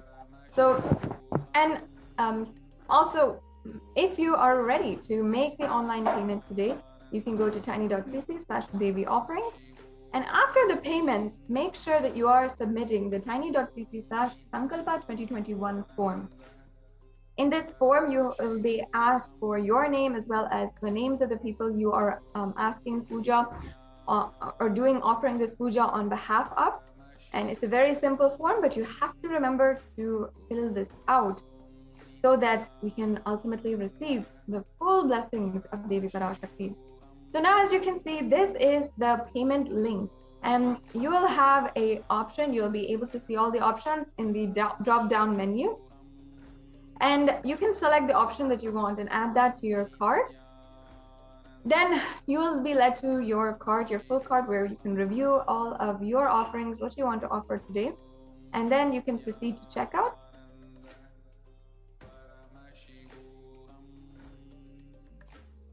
And then you can fill out your payment details, your different details today on and proceed to fulfill the payment. So once that is done, go ahead and proceed immediately to the Sankalpa Names 2021 form. This form is very important, again, so that all your names will be chanted during the puja, and all the blessings will be bestowed on you. So make sure that you are filling out this form after you have made your payment, after you made your order, and that is the full procedure for making your payment today. Now we have another option here, which is through the YouTube super chat. So many of you are logged in on YouTube and watching this right now, or if you want to, you can go ahead and go to Kailasa's SATSANG Nithyananda YouTube channel and click on the live feed in order to join us on YouTube. And you can also make sure that you are a member of the YouTube channel. Once you're a member, you'll have the option in the side in here near the chat to offer a donation through super chat or super sticker. So once you go there, you can see the super chat option, and you'll be able to make your any donation that you want through either credit card, PayPal, or debit card. And you can proceed with the steps provided by YouTube in order to facilitate your donation. And just as every single time we have darshan, or we are enjoying darshan and we're going to the temple, we always offer few coins at the feet of Devi Parashakti, or we offer it in the plate of the arati for the pujari, or we offer it in a hundi. You can make your donation today, and just a small donation, any amount that you want, during this darshan experience. So you can do that through the hundi offering or through the YouTube super chat as well. So with this, we're now coming to a conclusion to this segment in today's program, where we had understood and we're first introduced to all the different programs, the different offerings that you can do today. And each and every one of these is such a beautiful process that you can start, such a beautiful power of manifestation. And this science is made available to each and every one of us by the Supreme Pontiff of Hinduism. So now we'll be going on to the next segment in today's program, where the Adi Kailasa Sarvagnapeetham representatives will be guiding us, will be showing us the latest updates, and also guiding us through the history of the making of Adi Kailash. Adi Kailasa Sarvagnapeetham is one of the places where the Supreme Pontiff of Hinduism, the Avatar, poured his blood, sweat, time, energy into making this extremely powerful ship for super consciousness, and a ship where you can literally be awakened to your highest self. Adi Kailasa Sarvagnapeetham, located in Bidadi, Bengaluru, is the headquarters of the Eastern mission of the whole Kailasa. That is the first vision that was given for Adi Kailasa Sarvagnapeetham in 2001. And the place, this very place, which has the Nithyananda Paramashiva Kalpa Vriksha, the huge banyan tree, is the place where where Paramashiva himself had revealed the Muktikopanishad, and also had revealed to Devi Parashakti the Agamas. And in so many different references, in so many different scriptures, including the one is the Guru Gita, as well as the Kamika Agama. In each of these offerings, in each of these rituals, the Kalpa Vriksha is referred as this huge, beautiful banyan tree. So we'll now be introduced in the next segment to the Adi Kailasa Sarvagnapeetham by the representatives from this grand ship. So now we'll be moving on to the next segment after a quick break.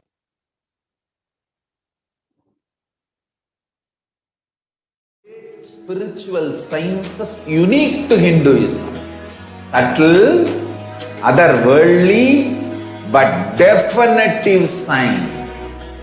Manifesting the cosmic beings in Archavatara, deities in Nijavatara, living incarnations is possible.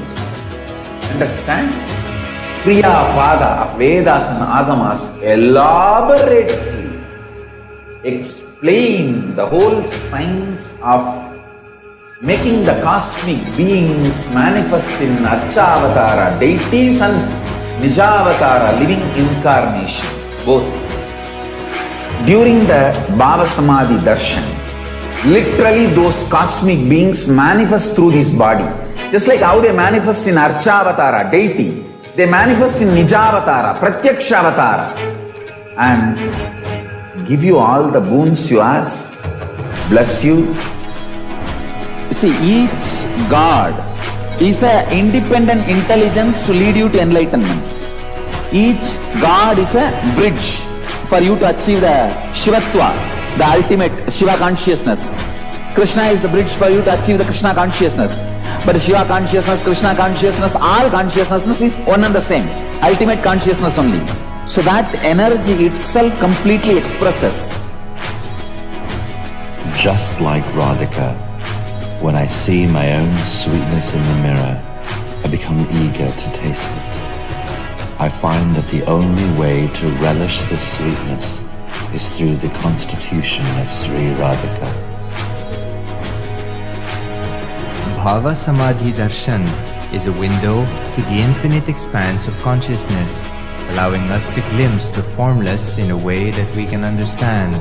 It cleanses the karmas of lifetimes. It awakens our biomemory to the space of Paramashiva, the ultimate consciousness, and creates a deep and lasting transformation in us.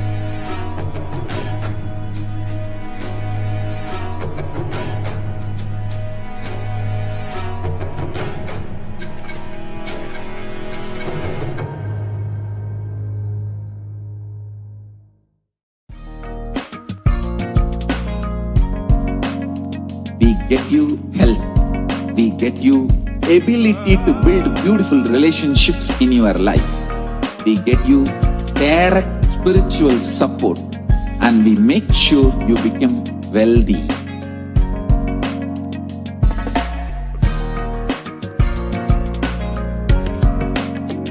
We won't stop giving you just good life.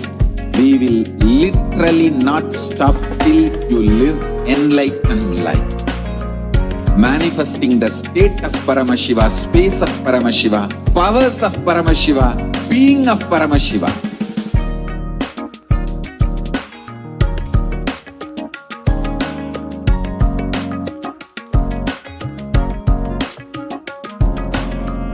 Whole world should become Kailasians. I want the whole world to know Hindus have something great to contribute to the world.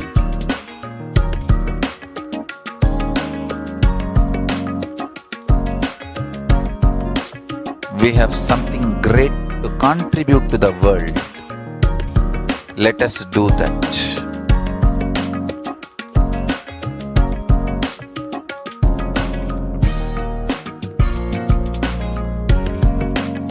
Kailasa is proper customized spiritual service helping you to identify your root patterns of suffering.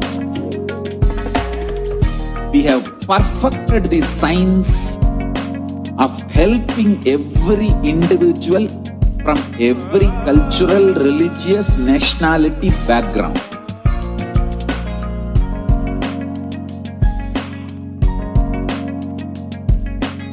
You will have lowest reactionary assumptions, highest awakened response, alive response for life continuously.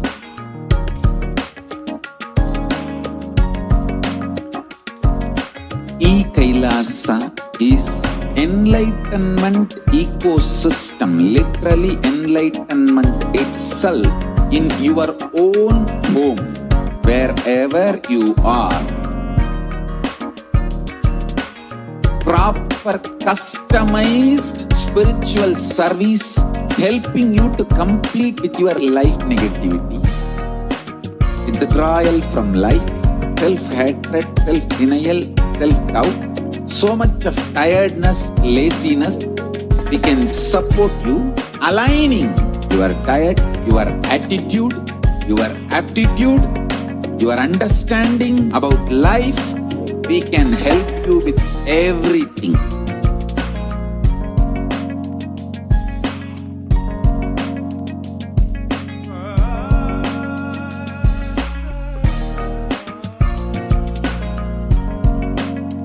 If you are interested in enlightenment, we will immediately bring this to you.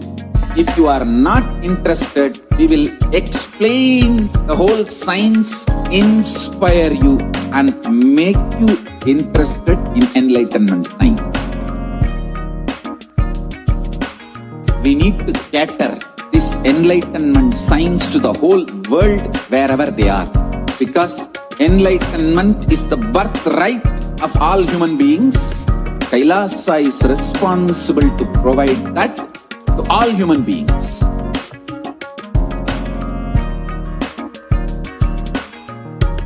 Kailasa is the totality of the knowledge I received from my gurus and practice manifested in my life, perfected by teaching millions of people from all cultures, time zones, backgrounds, genders, nationality, race, from every creed.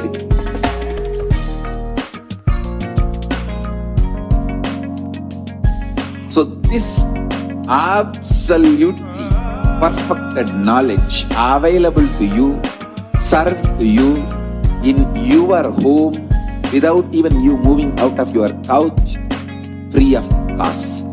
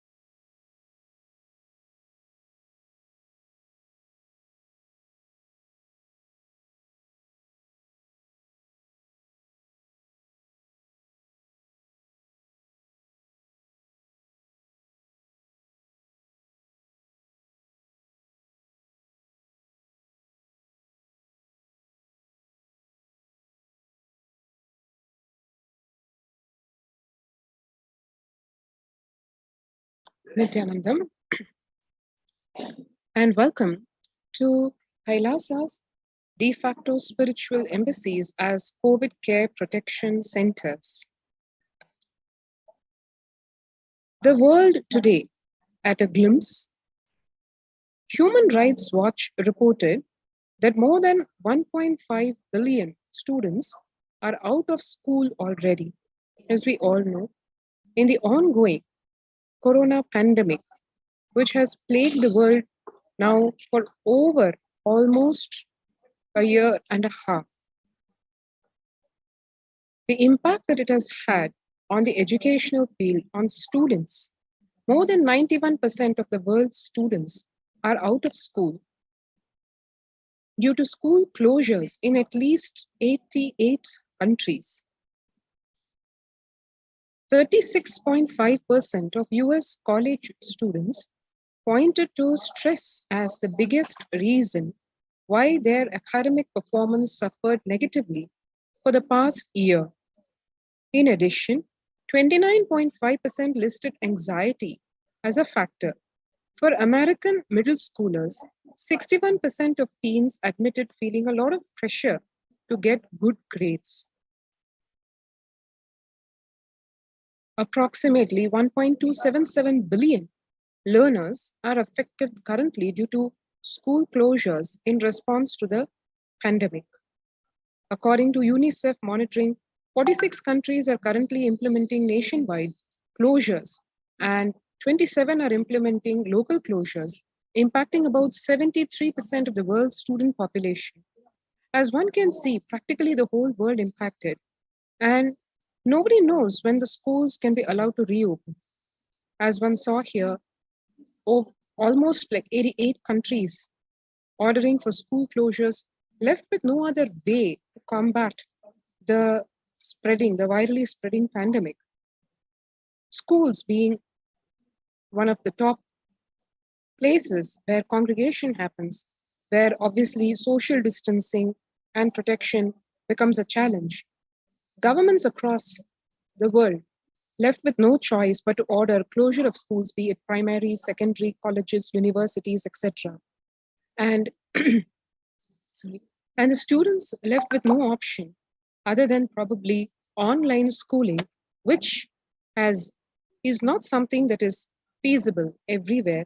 Also, the same kind of an education is not possible to get delivered in the form of online schooling. And so the countries across the world combating this serious concern of lack of education because of the corona pandemic. In a survey by the mental health charity Young Minds, which included 211 participants up to age 25 years, with a mental illness history in the United Kingdom, 83% said that the pandemic had made their conditions worse. 26% said they were unable to access mental health support. Peer support groups and face-to-face services have been cancelled, and support by phone or online can be challenging for some young people. So as one can see here, the corona pandemic actually exacerbating the conditions being faced by various segments of society. People undergoing mental health issues, as one can see here, are not able to access their regular mental health support, and that worsening the problem, because as one is seeing with the ongoing pandemic, not only the physical impact of the corona pandemic, but also how it is impacting people in terms of increasing their stress levels, anxiety levels, causing depressive disorder issues. And to add to the problem, mental health care being less accessible because of the various logistics, as well as because the healthcare workers themselves are being impacted by the coronavirus. The COVID-19 pandemic has disrupted or halted critical mental health services in 93% of the countries worldwide, while the demand for mental health is increasing according to a new World Health Organization survey. This is what the news from the WHO has to say. Recently, a study also found that 18% of individuals, including people with and without a past psychiatric diagnosis, who received a COVID-19 diagnosis were later diagnosed with a mental health disorder such as anxiety or mood disorders. So one can see here how the pandemic is also causing mental health issues in people who never had any such issues prior to getting affected by the coronavirus. Surveys also found that substance use and suicidal ideation are particularly pronounced for young adults, with 25% reporting that they started or increased substance use during the pandemic compared to 13% of all adults, and 26% reporting serious thoughts of suicide compared to 11% of all adults.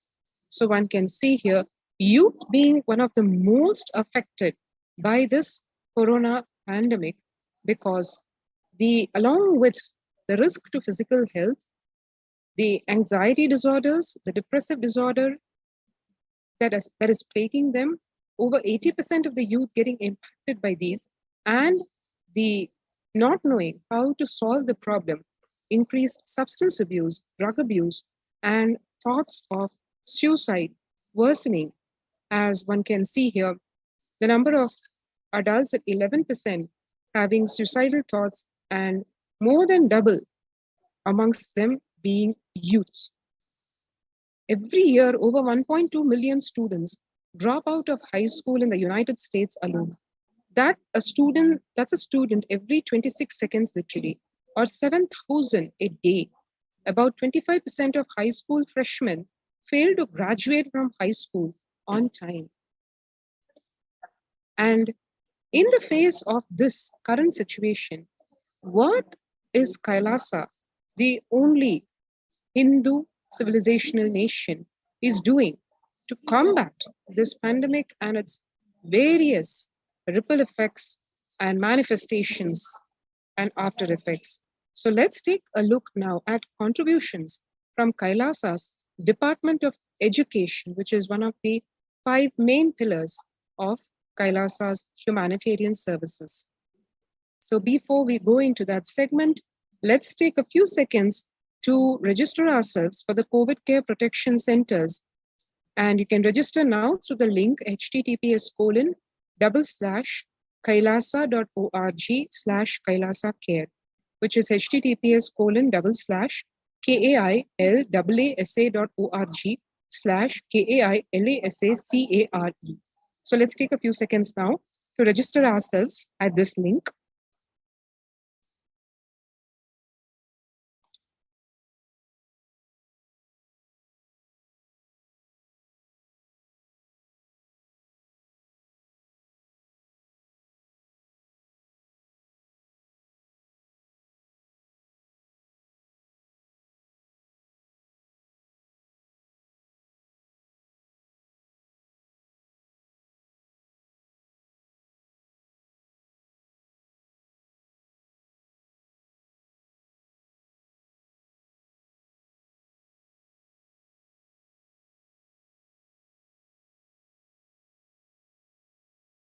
And now let's take a look at Kailasa's education, philosophy, principles, system.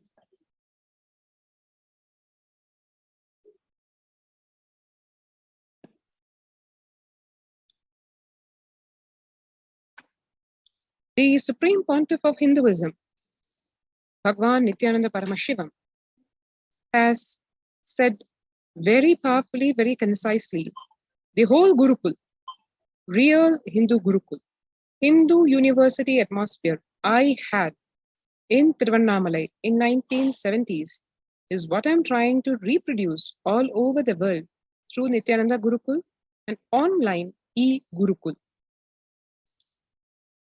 Bhagavan revealed about the Nithyananda Rajavidya Gurukul as Gurukul is a place where celebration begins with right words in the blossoming minds, creating a gateway of possibilities, creating an enlightened civilization with yogic body and Vedic mind.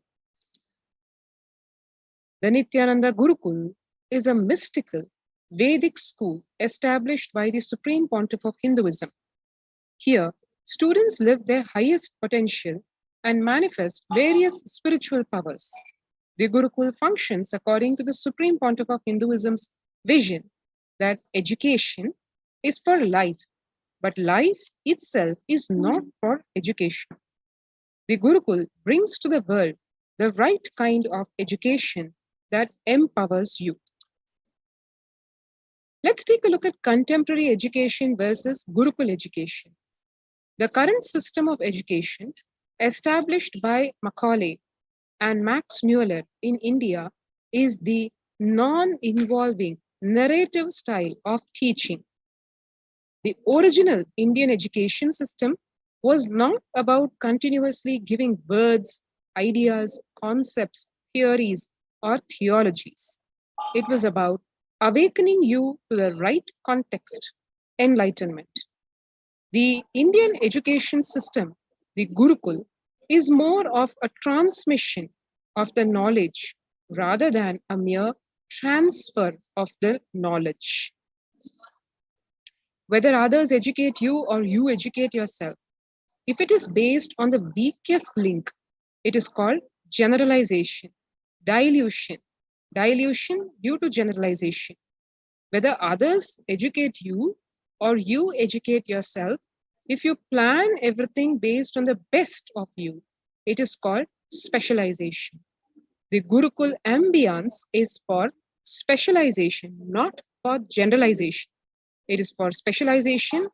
And that is why the Gurukul system is able to very naturally produce geniuses in their fields, geniuses on their own mark. Education means putting set of ideas into your head and forcing you to conform to it, pressurizing you to memorize it, forcibly making you vomit it.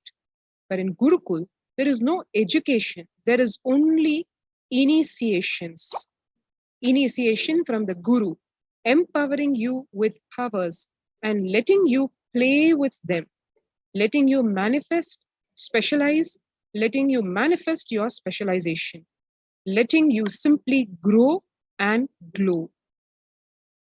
And how the Gurukul system endorses, encourages, enables the applied science of the supreme truth of Abhayam Sarva Bhutebhyo, meaning no being, nothing at all in this cosmos needs to be afraid of you. You give literally the boon of Abhaya or fearlessness to one and all. That is the level of ahimsa or non-violence taught, practiced and lived in the Gurukul. This is demonstrated very visibly, very tangibly by a unique experiment where the students of the Nithyananda Gurukul actually grew rose plants, spoke to them, related with them from the supreme principle, truth of Abhayam Sarva Bhutebhyo, and literally made them drop their thorns and grow without thorns. The rose plant, whose nature is fundamentally to have thorns so as to protect the rose flower, by its very nature is dropping its thorns because such is the power of the non-violence space that is created around it, where it does not feel the need anymore to have thorns to protect itself.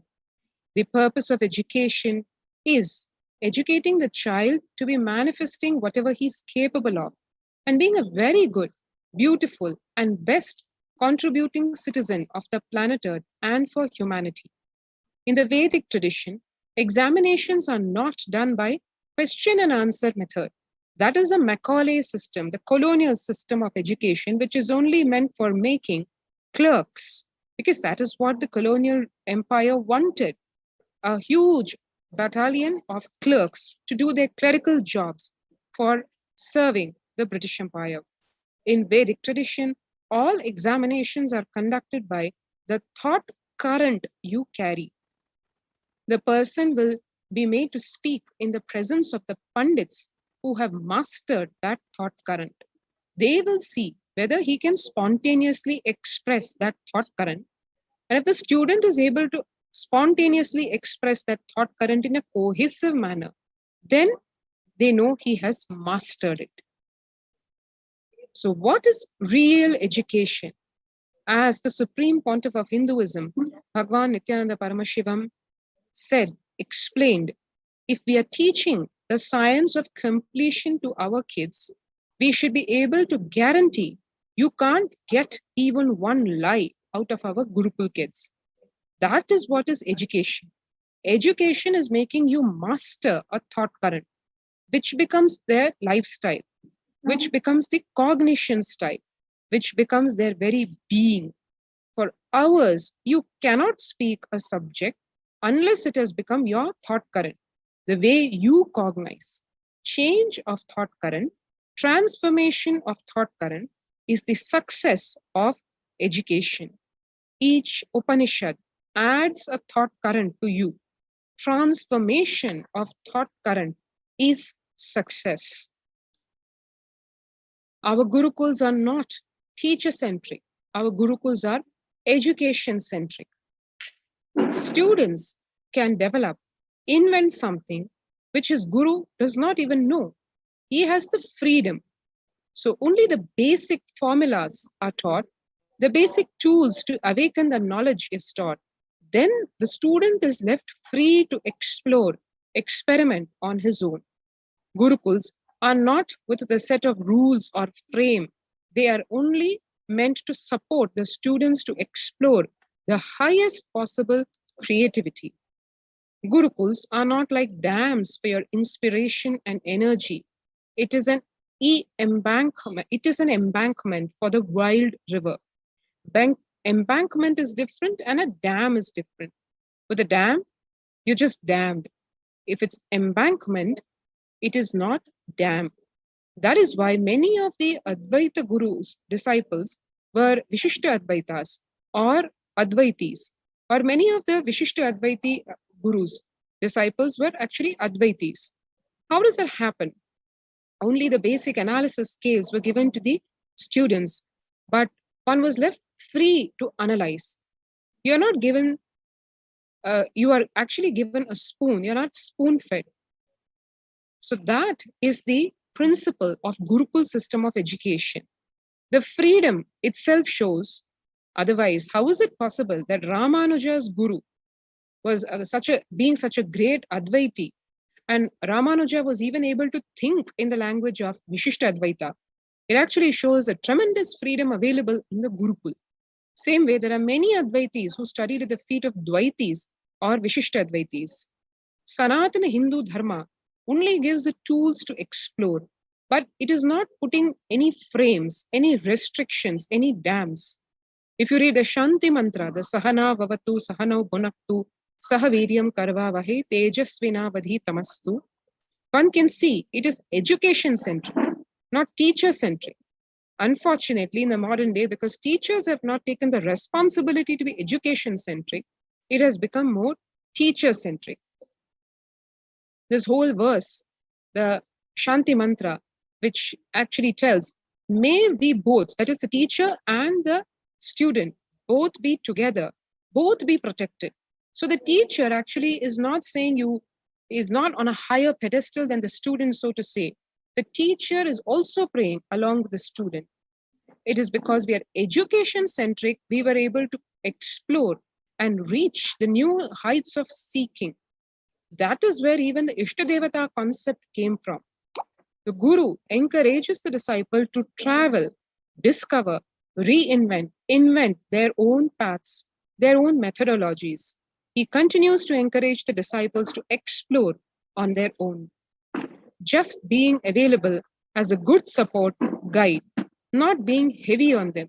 The uniqueness of our Gurukuls are freedom to explore, create, the constructive freedom they enjoy. With the principles of completion, the four tattvas of integrity, authenticity, responsibility, and enriching, as well as the truths of ahimsa and abhayam sarva bhutebhyo, the balasans of the Nithyananda Gurukul have played with these powerful cognitions and thought currents and have physically demonstrated the power of these truths by providing security to the rose plants in the garden of the Gurukul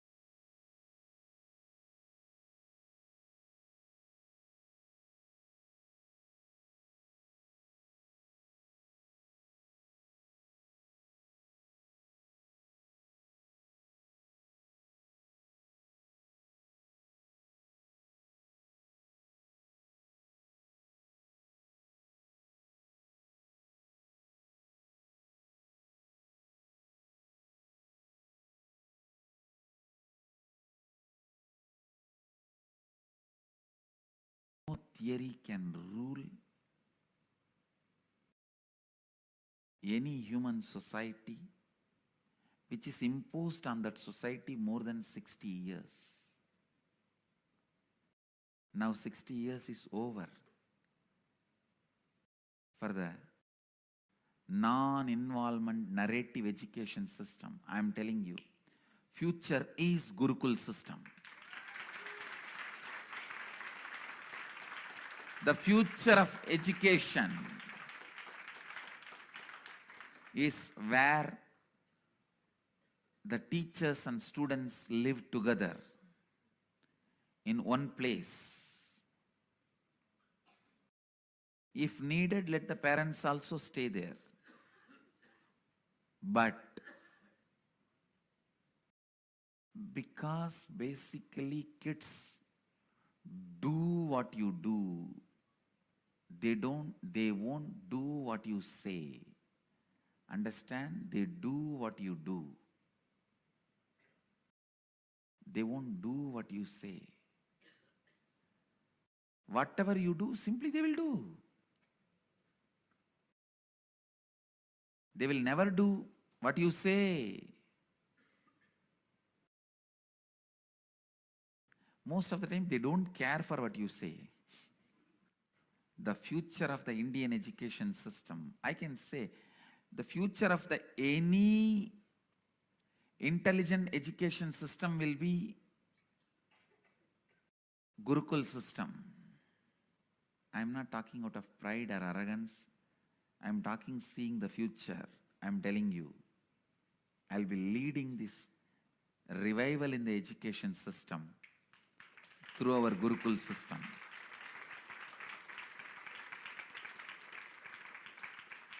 Through our Gurukul system. It is going to be the Gurukuls. In Indian education system, complete involvement is required from the side of the teacher and the student. Student need to study the teacher. Teacher need to study the student. Understand? After thoroughly studying the student, teacher identifies the right subject in which the student will be successful. Few things are basic for everyone, like science of completion and enlightenment. Other than the science of enlightenment, all other things, master selects the subject in which the student will be successful. And then student is trained specifically in those fields with the knowledge of enlightenment, with the science of enlightenment, with the truth of enlightenment as the context. Even if you learn the archery, enlightenment is the context. If you study administration, enlightenment is the context. If you learn about business, enlightenment is the context. If you learn plumbing, building houses, sculpting, enlightenment is the context. Indian education system is more of a transmission of the knowledge, not transfer of knowledge. It is not just information based.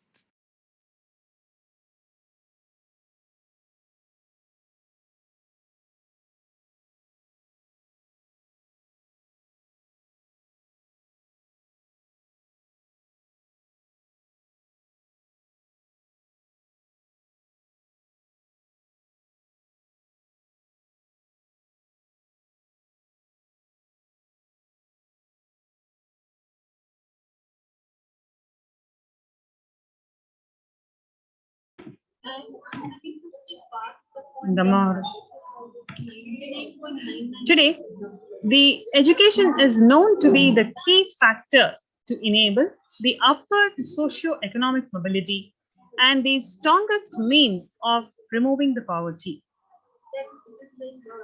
The right education is crucial to the well-being, stability, and the growth of not only every child, but to whole of the humanity. The Gurukul system is known to be the knowledge transmission system of Hinduism, one of the pillars which kept Sanatana Hindu Dharma alive and standing as the world's most ancient living civilization. Through Kailasa's Department of Education, the Supreme Pontiff of Hinduism, Jagadguru Mahasannidhanam, His Divine Holiness Swamiji, the Gurukul system is being revived in its entirety.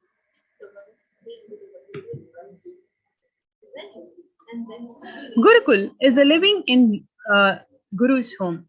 The Gurukul system is rooted on the Guru Sishya Sampradaya, or the living lineage of Guru-disciple relationship.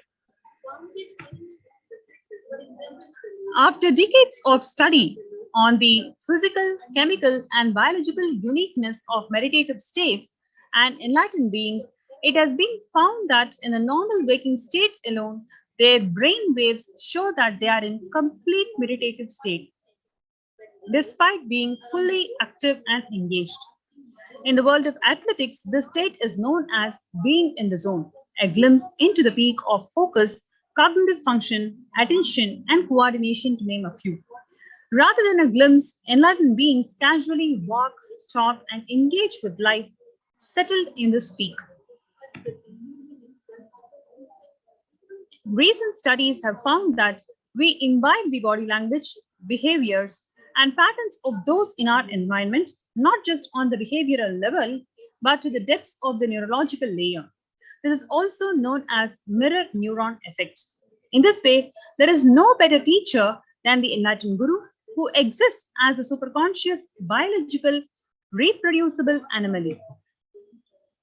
However, through the centuries of Mughal invasions, colonialism, and continued persecution against Hinduism and Hindu tradition, the science of knowledge transmission has been diminishing at an unprecedented rate.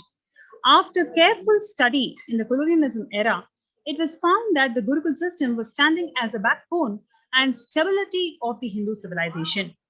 The Macaulay education system was imposed on India after this revelation. Overall, 13,000 universities across Bharat and 200,000 Gurukuls were destroyed in Bengal and Bihar alone. With the systematic destruction of Hindu universities and Gurukuls, more than 80% of Hindu traditional indigenous knowledge is lost.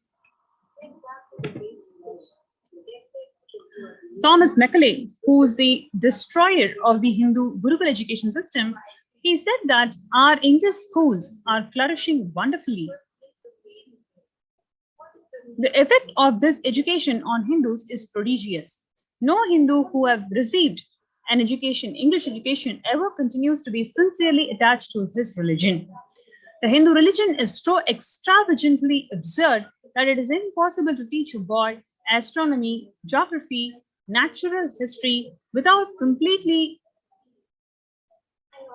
destroying the hold which the religion has on its mind.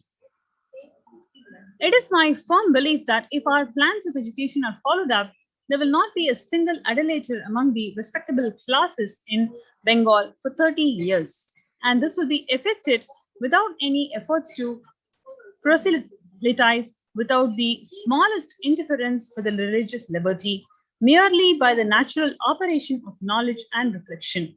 I heartily rejoice in this prospect.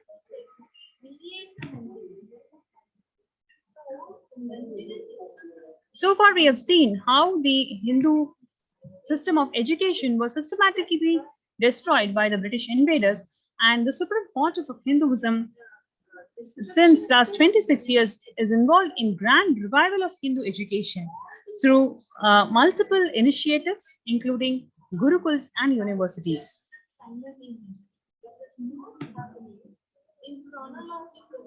On 2nd of October 2006, official inauguration of the Nithyananda Gurukul in Adi Kailasa Vididi.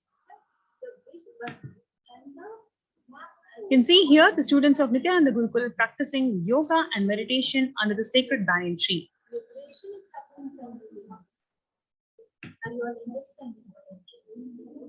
50% of Gurukul Balasans study 1 to 3 years ahead of their age group, scoring top 10 to 20% of Mensa at age 14. The Gurukul Balasans learning standard academics along with the indigenous Hindu scriptures. Gurukul Bamba Yoga under the guidance of the trained Shivastamba Yoga Acharyas. Gurukul Balasans demonstrating the ability to perform the Kundalini Raju even through blindfold.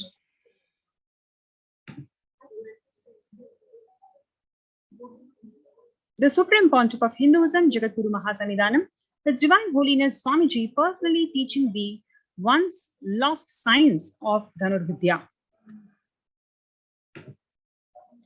30% of Gurukul Balasans demonstrating the capacity to spontaneously play instruments without any formal training.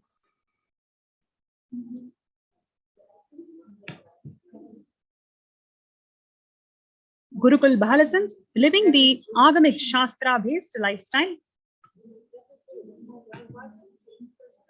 Balasans of Nithyananda Gurukul demonstrate the ability to read blindfolded.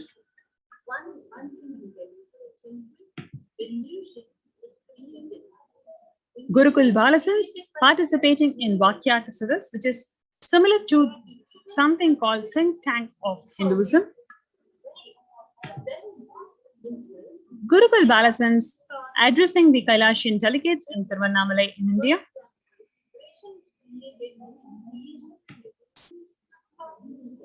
The Balasans of Nithyananda Rajavidya Gurukul, after successfully hosting the worldwide webinar on the highlights and science of the Nithyananda Gurukul,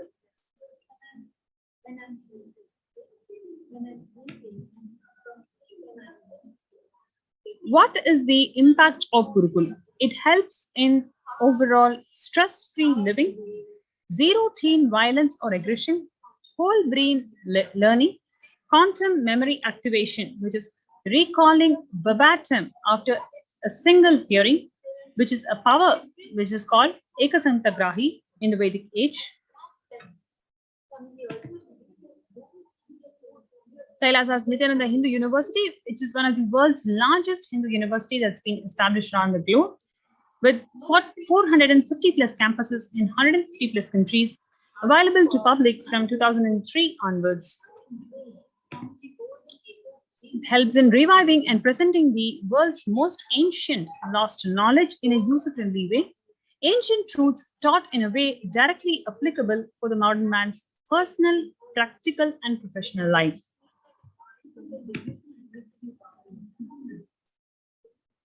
More than 20 million plus enrollments, 7,000 plus courses, delegates and teachers from 50 plus countries directly contributing to NHU. Let us now see the Supreme Pontiff of Hinduism, who's explaining the value of Nithyananda Rajavidya Gurukul. Long rituals are not useless or unnecessary as a modern brainwashed Hindu thinks. Long rituals are the most powerful method, science, kriya,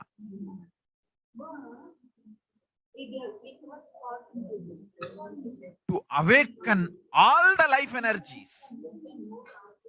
See, totally we have 21 life energies. I will describe all the 21 like a fundamental principal forces of life, like gravity, how all these are fundamental forces, principal forces externally. Internally, there are 21 life energies. Ability to visualize, ability to make decision, All these 21 is given to you, but you use them accidentally. That is why your life is full of accidents. Your marriage is accident, wealth is accident, life is accident, money is accident.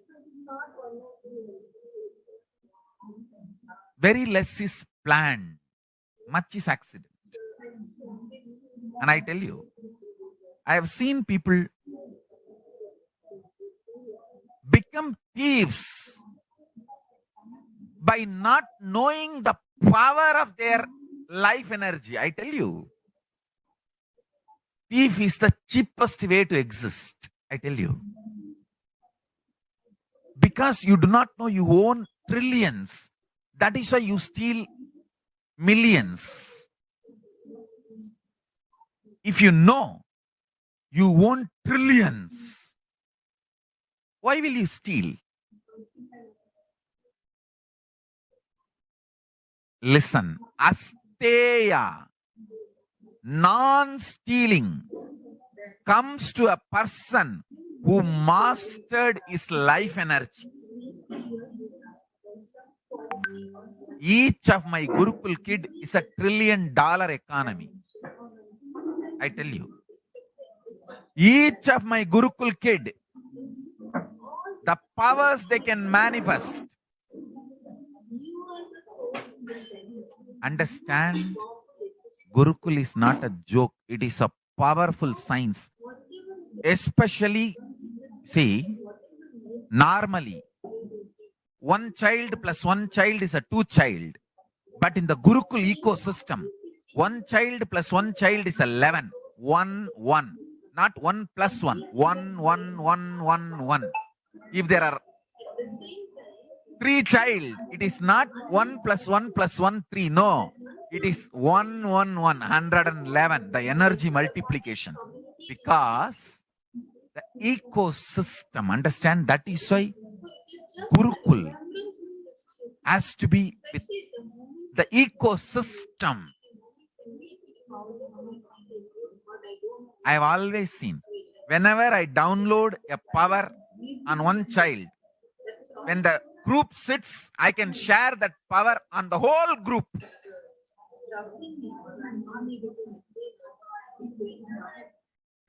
Because when team of kids or balasans or sannyasis or brahmacharis, when they sit as one team, it is very easy for me to just like a lightning pour the energy on them. Understand? The Sankhya of life energy is different. The multi-dimensional logic of life energy is different. People cannot understand this Sankhya. The multiple life energies awakening them to its peak and manifesting them is all about life.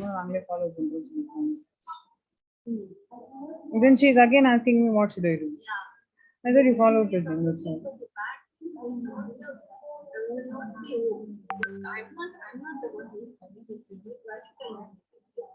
So we are in the illusion that somehow cognizant. But it is good for you to wake up to the higher levels of consciousness. You correct. Tell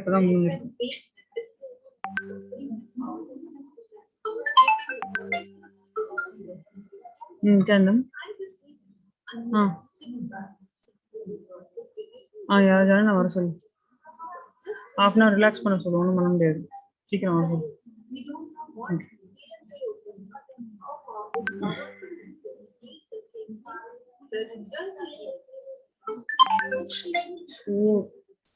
Nithyanandam, நான் கிளாஸ்ல இருக்கேன், அனுப்பிச்சிட்டேன். Robin இன்னும் அனுப்பலையா? ஓ, ராபினும் அனுப்பிச்சிருக்கான். Correct. Okay, robin அனுப்பிச்சு. Okay. ஐயோ, எனக்கு இப்ப கேட்க, நான் கிளாஸ்ல இருக்கேன். அவன் வீடியோ நின்னு போச்சு, வச்சிரு.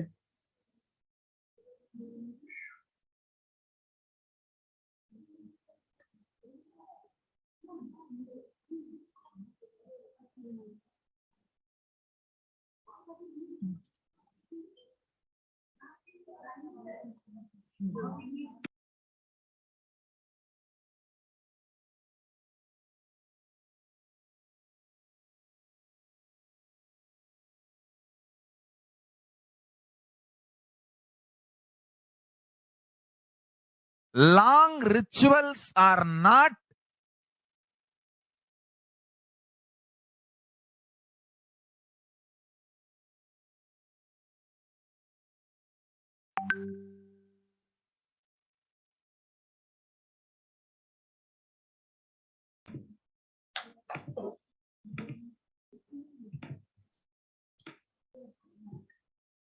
Despite the relentless attacks against the life, character, and image of the Supreme Pontiff of Hinduism, he goes on sincerely contributing everything he has for the world.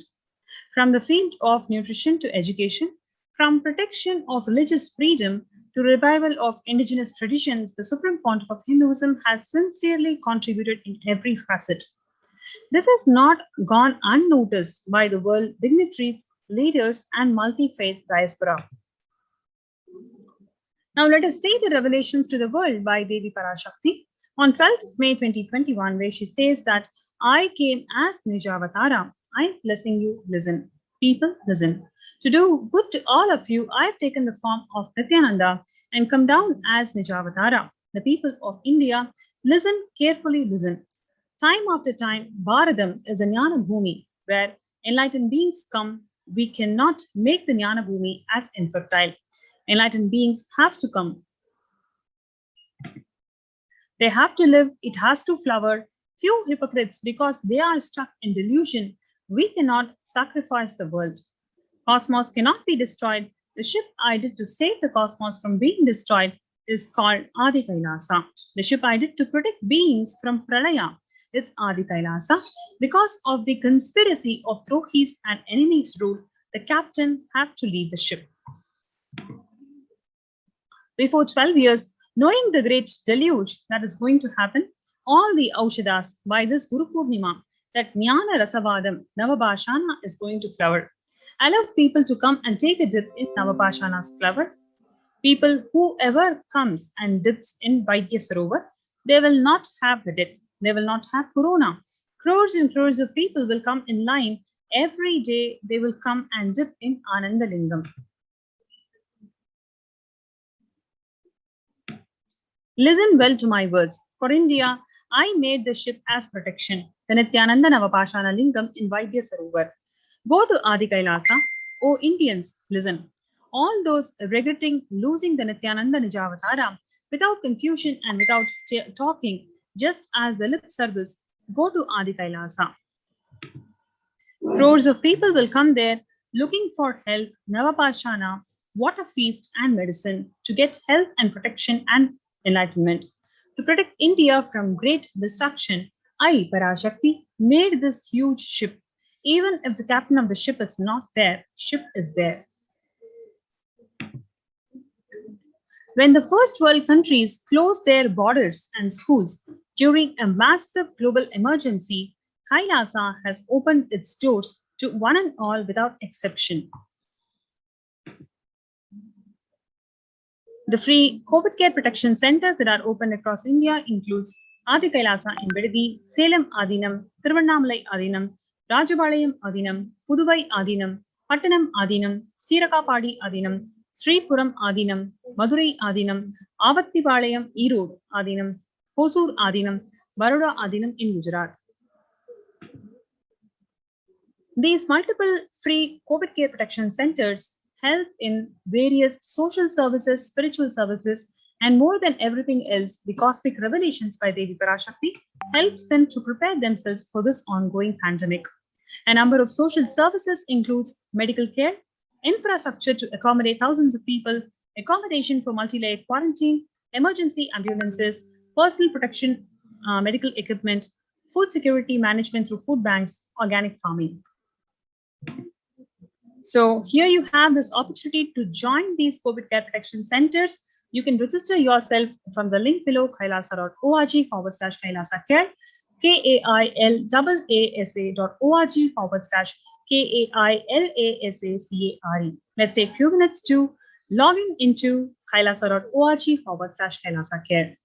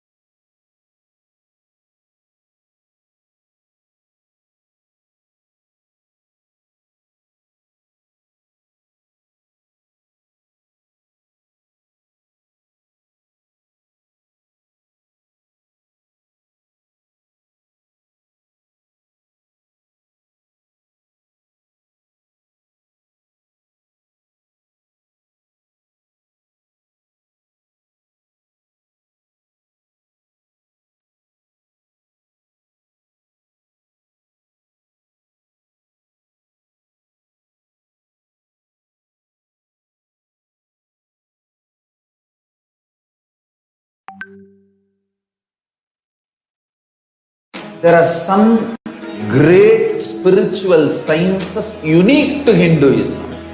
Subtle, otherworldly, but definitive sign. Manifesting the cosmic beings in Archavatara, deities in Nijavatara, living incarnations is possible. Understand?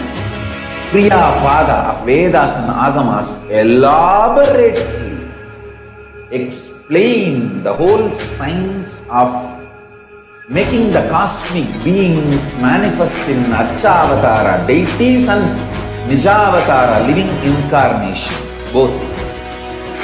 During the BHAVA Samadhi Darshan, literally those cosmic beings manifest through this body. Just like how they manifest in Archavatara, deity, they manifest in Nijavatara, Pratyakshavatara, and give you all the boons you ask, bless you.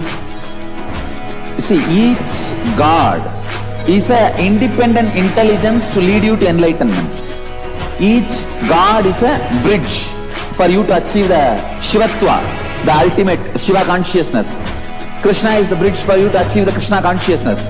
But Shiva consciousness, Krishna consciousness, all consciousness is one and the same. Ultimate consciousness only. So that energy itself completely expresses.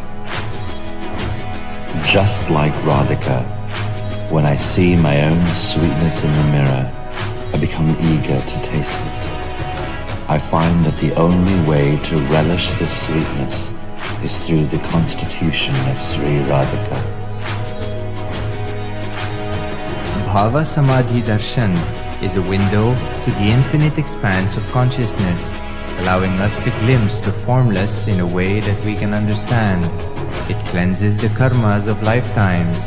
It awakens our biomemory to the space of Paramashiva, the ultimate consciousness, and creates a deep and lasting transformation in us.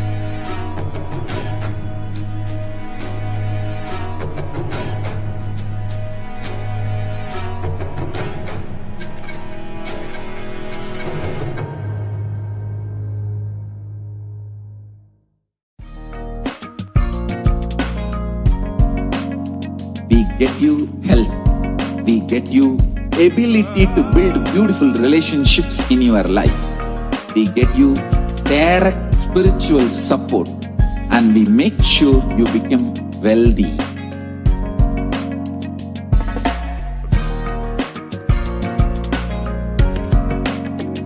We won't stop giving you just good life. We will literally not stop till you live enlightened life. Manifesting the state of Paramashiva, space of Paramashiva, powers of Paramashiva, being of Paramashiva.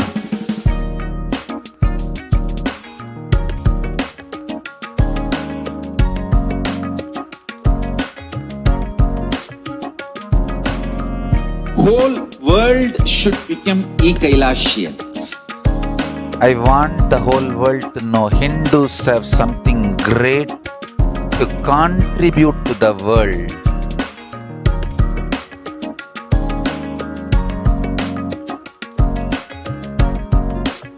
We have something great to contribute to the world. Let us do that.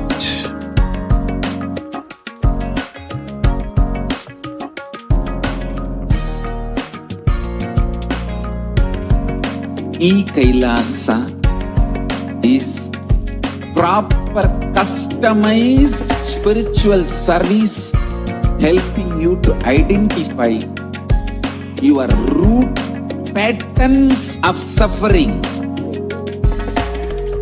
We have perfected the science of helping every individual from every cultural, religious, nationality background.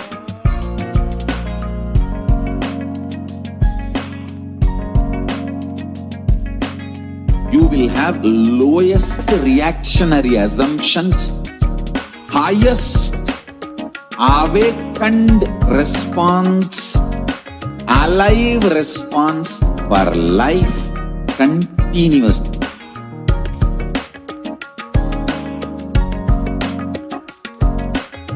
Kailasa is enlightenment ecosystem, literally enlightenment itself in your own home, wherever you are. Proper customized spiritual service helping you to complete with your life negativity. Withdrawal from life, self-hatred, self-denial, self-doubt, so much of tiredness, laziness. We can support you aligning your diet, your attitude, your aptitude, your understanding about life. We can help you with everything.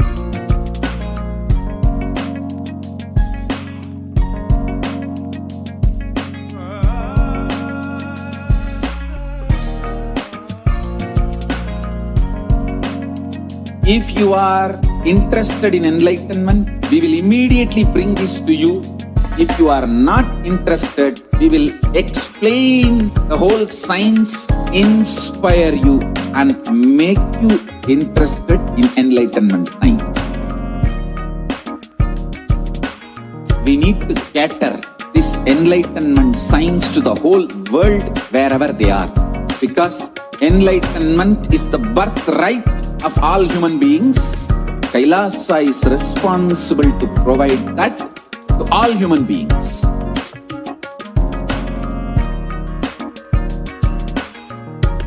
Kailasa is the totality of the knowledge I received from my gurus and practice manifested in my life, perfected by teaching millions of people from all cultures, time zones, backgrounds, genders, nationality, race, from every creed.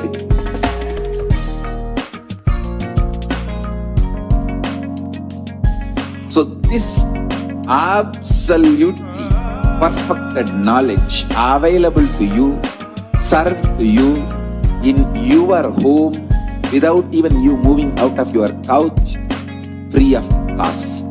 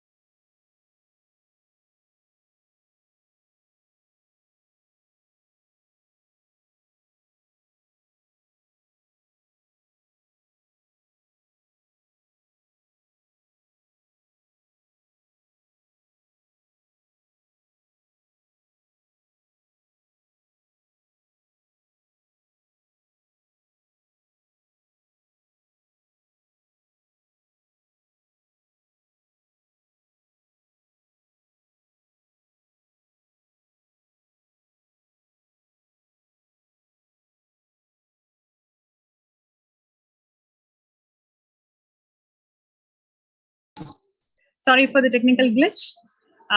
Joining with us in today's show is Robin Iyer from Delhi. So Nithyanandam Robin Iyer, we welcome you to the show. Sorry, Robin, you'll have to unmute yourself. Yeah, Nithyanandam, am I audible now? Yes. So can you be a little louder, please?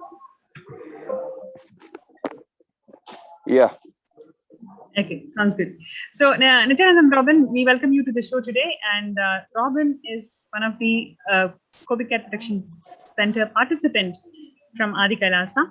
And he's going to share his experiences of being in Adi Kailasa and what are the spiritual breakthroughs that he's having, and under what circumstances did you come to Adinam, Robin? Nithyanandam, everyone. First of all, see, it was like a very sudden event that happened. Just before I was, I set off for my for Adi Kailash actually from Delhi. I actually got a viral infection which I thought was COVID, but even the symptoms were pretty. I mean, I can say almost the same as identical to COVID, but I kind of had a very deep trust on Swamiji that nothing bad would happen at the same time. So, but on the other hand, the symptoms were pretty bad. But at the same time, there was a darshan, Kalbhairava darshan that happened. So in that we were supposed to, like for example, we were supposed to ask for a boon or a wish from Kalbhairava. So at that time, a part of me was pretty kind of scared. Okay, even if it is, it should not escalate and I should not really get the infection. So I actually asked Kalbhairava to heal me if it is the case. So what happened was, even right there at that time, I got some, I could say, churning or something. Some happens, physical changes happened at the same time. Even at the same time the darshan was happening. So, and something's happened after that. For the whole night it happened, and the next morning I was fine. Actually, there was no symptom, nothing actually happened. So after a couple of days also, the symptoms were starting to reappear, and I got pretty scared. But at the same time, I got the test done, and the test was negative. So the COVID symptoms were there. I was just skeptical that it will be normal flu. But what happened was, there was this one additional symptom which COVID has, that is the loss of taste. So that happened. So that kind of made me scared really. So I got the test done, but the test was still negative. And just after the test was done, Swamiji SATSANG came that everyone just come to Adi Kailash. It's pretty serious, and even after this, I'm not really able to protect you, even if you're at your home. So it's best that you actually come down all the way to Adi Kailash for your protection. So then I just made the decision. I came here. One thing that was stopping me was my work from home. How would I will be able to do it? And the very next day, I just had this question, and the very next day, Swamiji answered it in the satsang itself, that you can do the work from home if you have to do it. That's not the issue. So I got my answer. All the doubts were cleared, and I came here. That's it. So after that, everything has been pretty awesome, to say the least. Every day, something better and better is happening. I'm getting more and more aligned with the not just the ambience, I would say the frequency, the Kailash frequency. I'm getting more and more aligned with it, being more and more part of all the events that are happening. Right now, the Guru Purnima Brahmotsavam has been happening for a few days now. So the event is happening, and it's going on every day. We are having some celebration, new Sampradaya we are celebrating, as you all know. So I'm participating in that as well. And everything is going just awesome.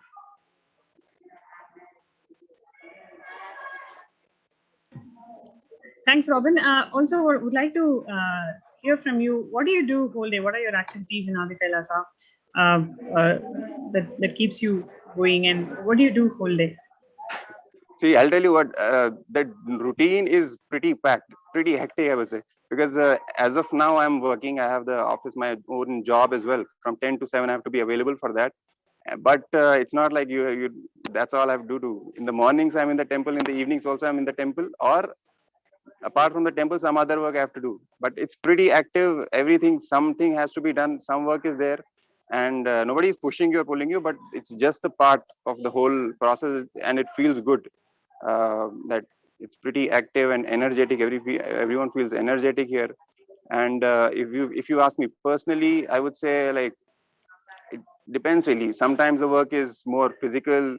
Sometimes I've done gardening as well. I've done DVDing. I've done I've done content work for the temple events. It's pretty, like, the entire spectrum is open to us. We also have this kirtan sessions. Sometimes we play musical instruments, we sing, we dance. We've done everything pretty. It's like just a few days have happened so far. It's not, but it feels like I've done so much, like different things already, and it's still happening right now. Also, I'm involved in many different activities. So it's fun, it's awesome, it's enlightening, it's empowering, it's everything. And I'm enjoying it. We're also manifesting powers side by side with Bala, since we were manifesting powers yesterday. And what else? Everything is awesome. It feels like home.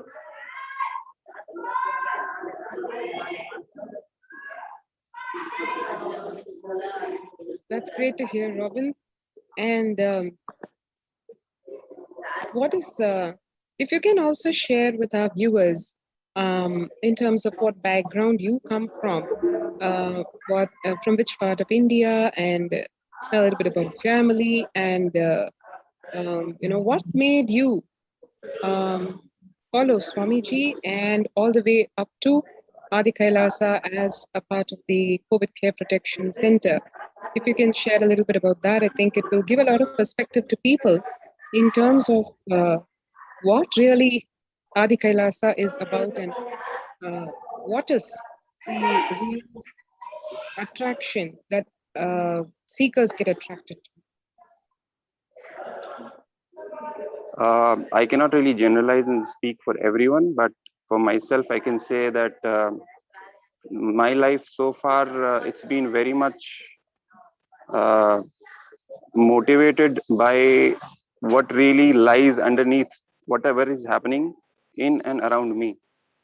So you can call it truth seeking, or you can just call it a kind of a resolution of kind of trying to make sense of what is happening, not really settling down with the status quo, and a lot of questioning, a lot of churning, a lot of ups and downs, pretty extreme ups and downs in my life so far. I actually hail from Kashmir. I was born in Kashmir, Kashmiri Pandit family, but I never really lived there because just, I think, a year or two after I was born, my family had to migrate.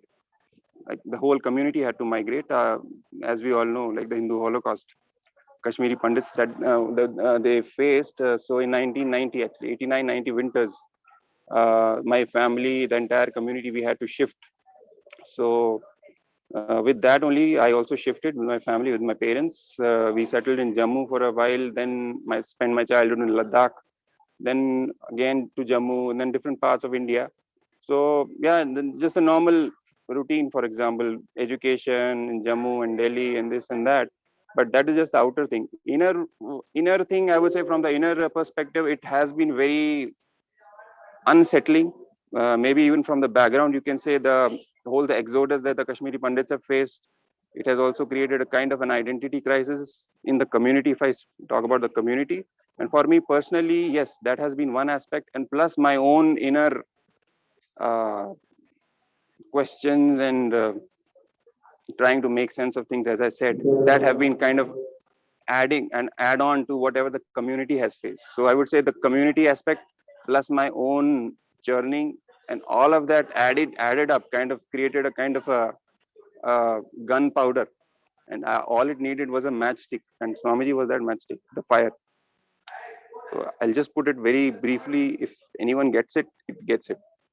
So just the final matchstick, it had to be put. Swamiji just put it on fire. So that happened in 2018. So I've been actually 2017 itself, I started getting connected. In 2018, I came to Adi Kailash for the first time, took the initiation, Shiva Diksha. And since then I've been connected and I've been doing my own stuff since then. But this recently, since this Corona pandemic and everything, the things have really started getting pretty serious and chaotic, and suddenly Swamiji has called everyone to just be here. So I mean, I don't really have to even think about it. Swamiji has called everyone, so I have to be here. That's it. And it's good for everyone. Everyone is protected, safe. You don't have to worry about the outside world, what is happening, what is spreading, what is not spreading, and it's good. It's actually good. I mean, it's good for people to be here, to take it seriously, and not just hear it with one ear and take it out from the other. Actually come here and do what he's saying. It's not just hearing what he's saying, do it, follow it. That's it. Fantastic, Robin. I think speaks volumes about you've learned it with your experience. It shows when we say that we have to live Swamiji's teachings and not just talk about it or hear it, because only when we live, we actually see the magic that it does to all of us. So with that, in the interest of time, we will have to switch to the temple live stream of the Guru Purnima Brahmotsavam, and all of our viewers and the whole world waiting to watch the Supreme Pontiff of Hinduism, Jagat Guru Mahasanidhanam, His Divine Holiness Bhagavan Nithyananda Paramashivam, all of us eagerly waiting for his divine presence to grace this grand homa, the grand puja, and following the satsang, after that blessed, rarest of the rare satsangs that we all experienced, the Nirvana Diksha that we experienced yesterday. So with no further ado, we'll switch right into the live streaming of the Guru Purnima Brahmotsavam. Thank you so much, Robin, for joining us, and see you at the Brahmotsavam. Thank you. Nithyanandam. Nithyanandam.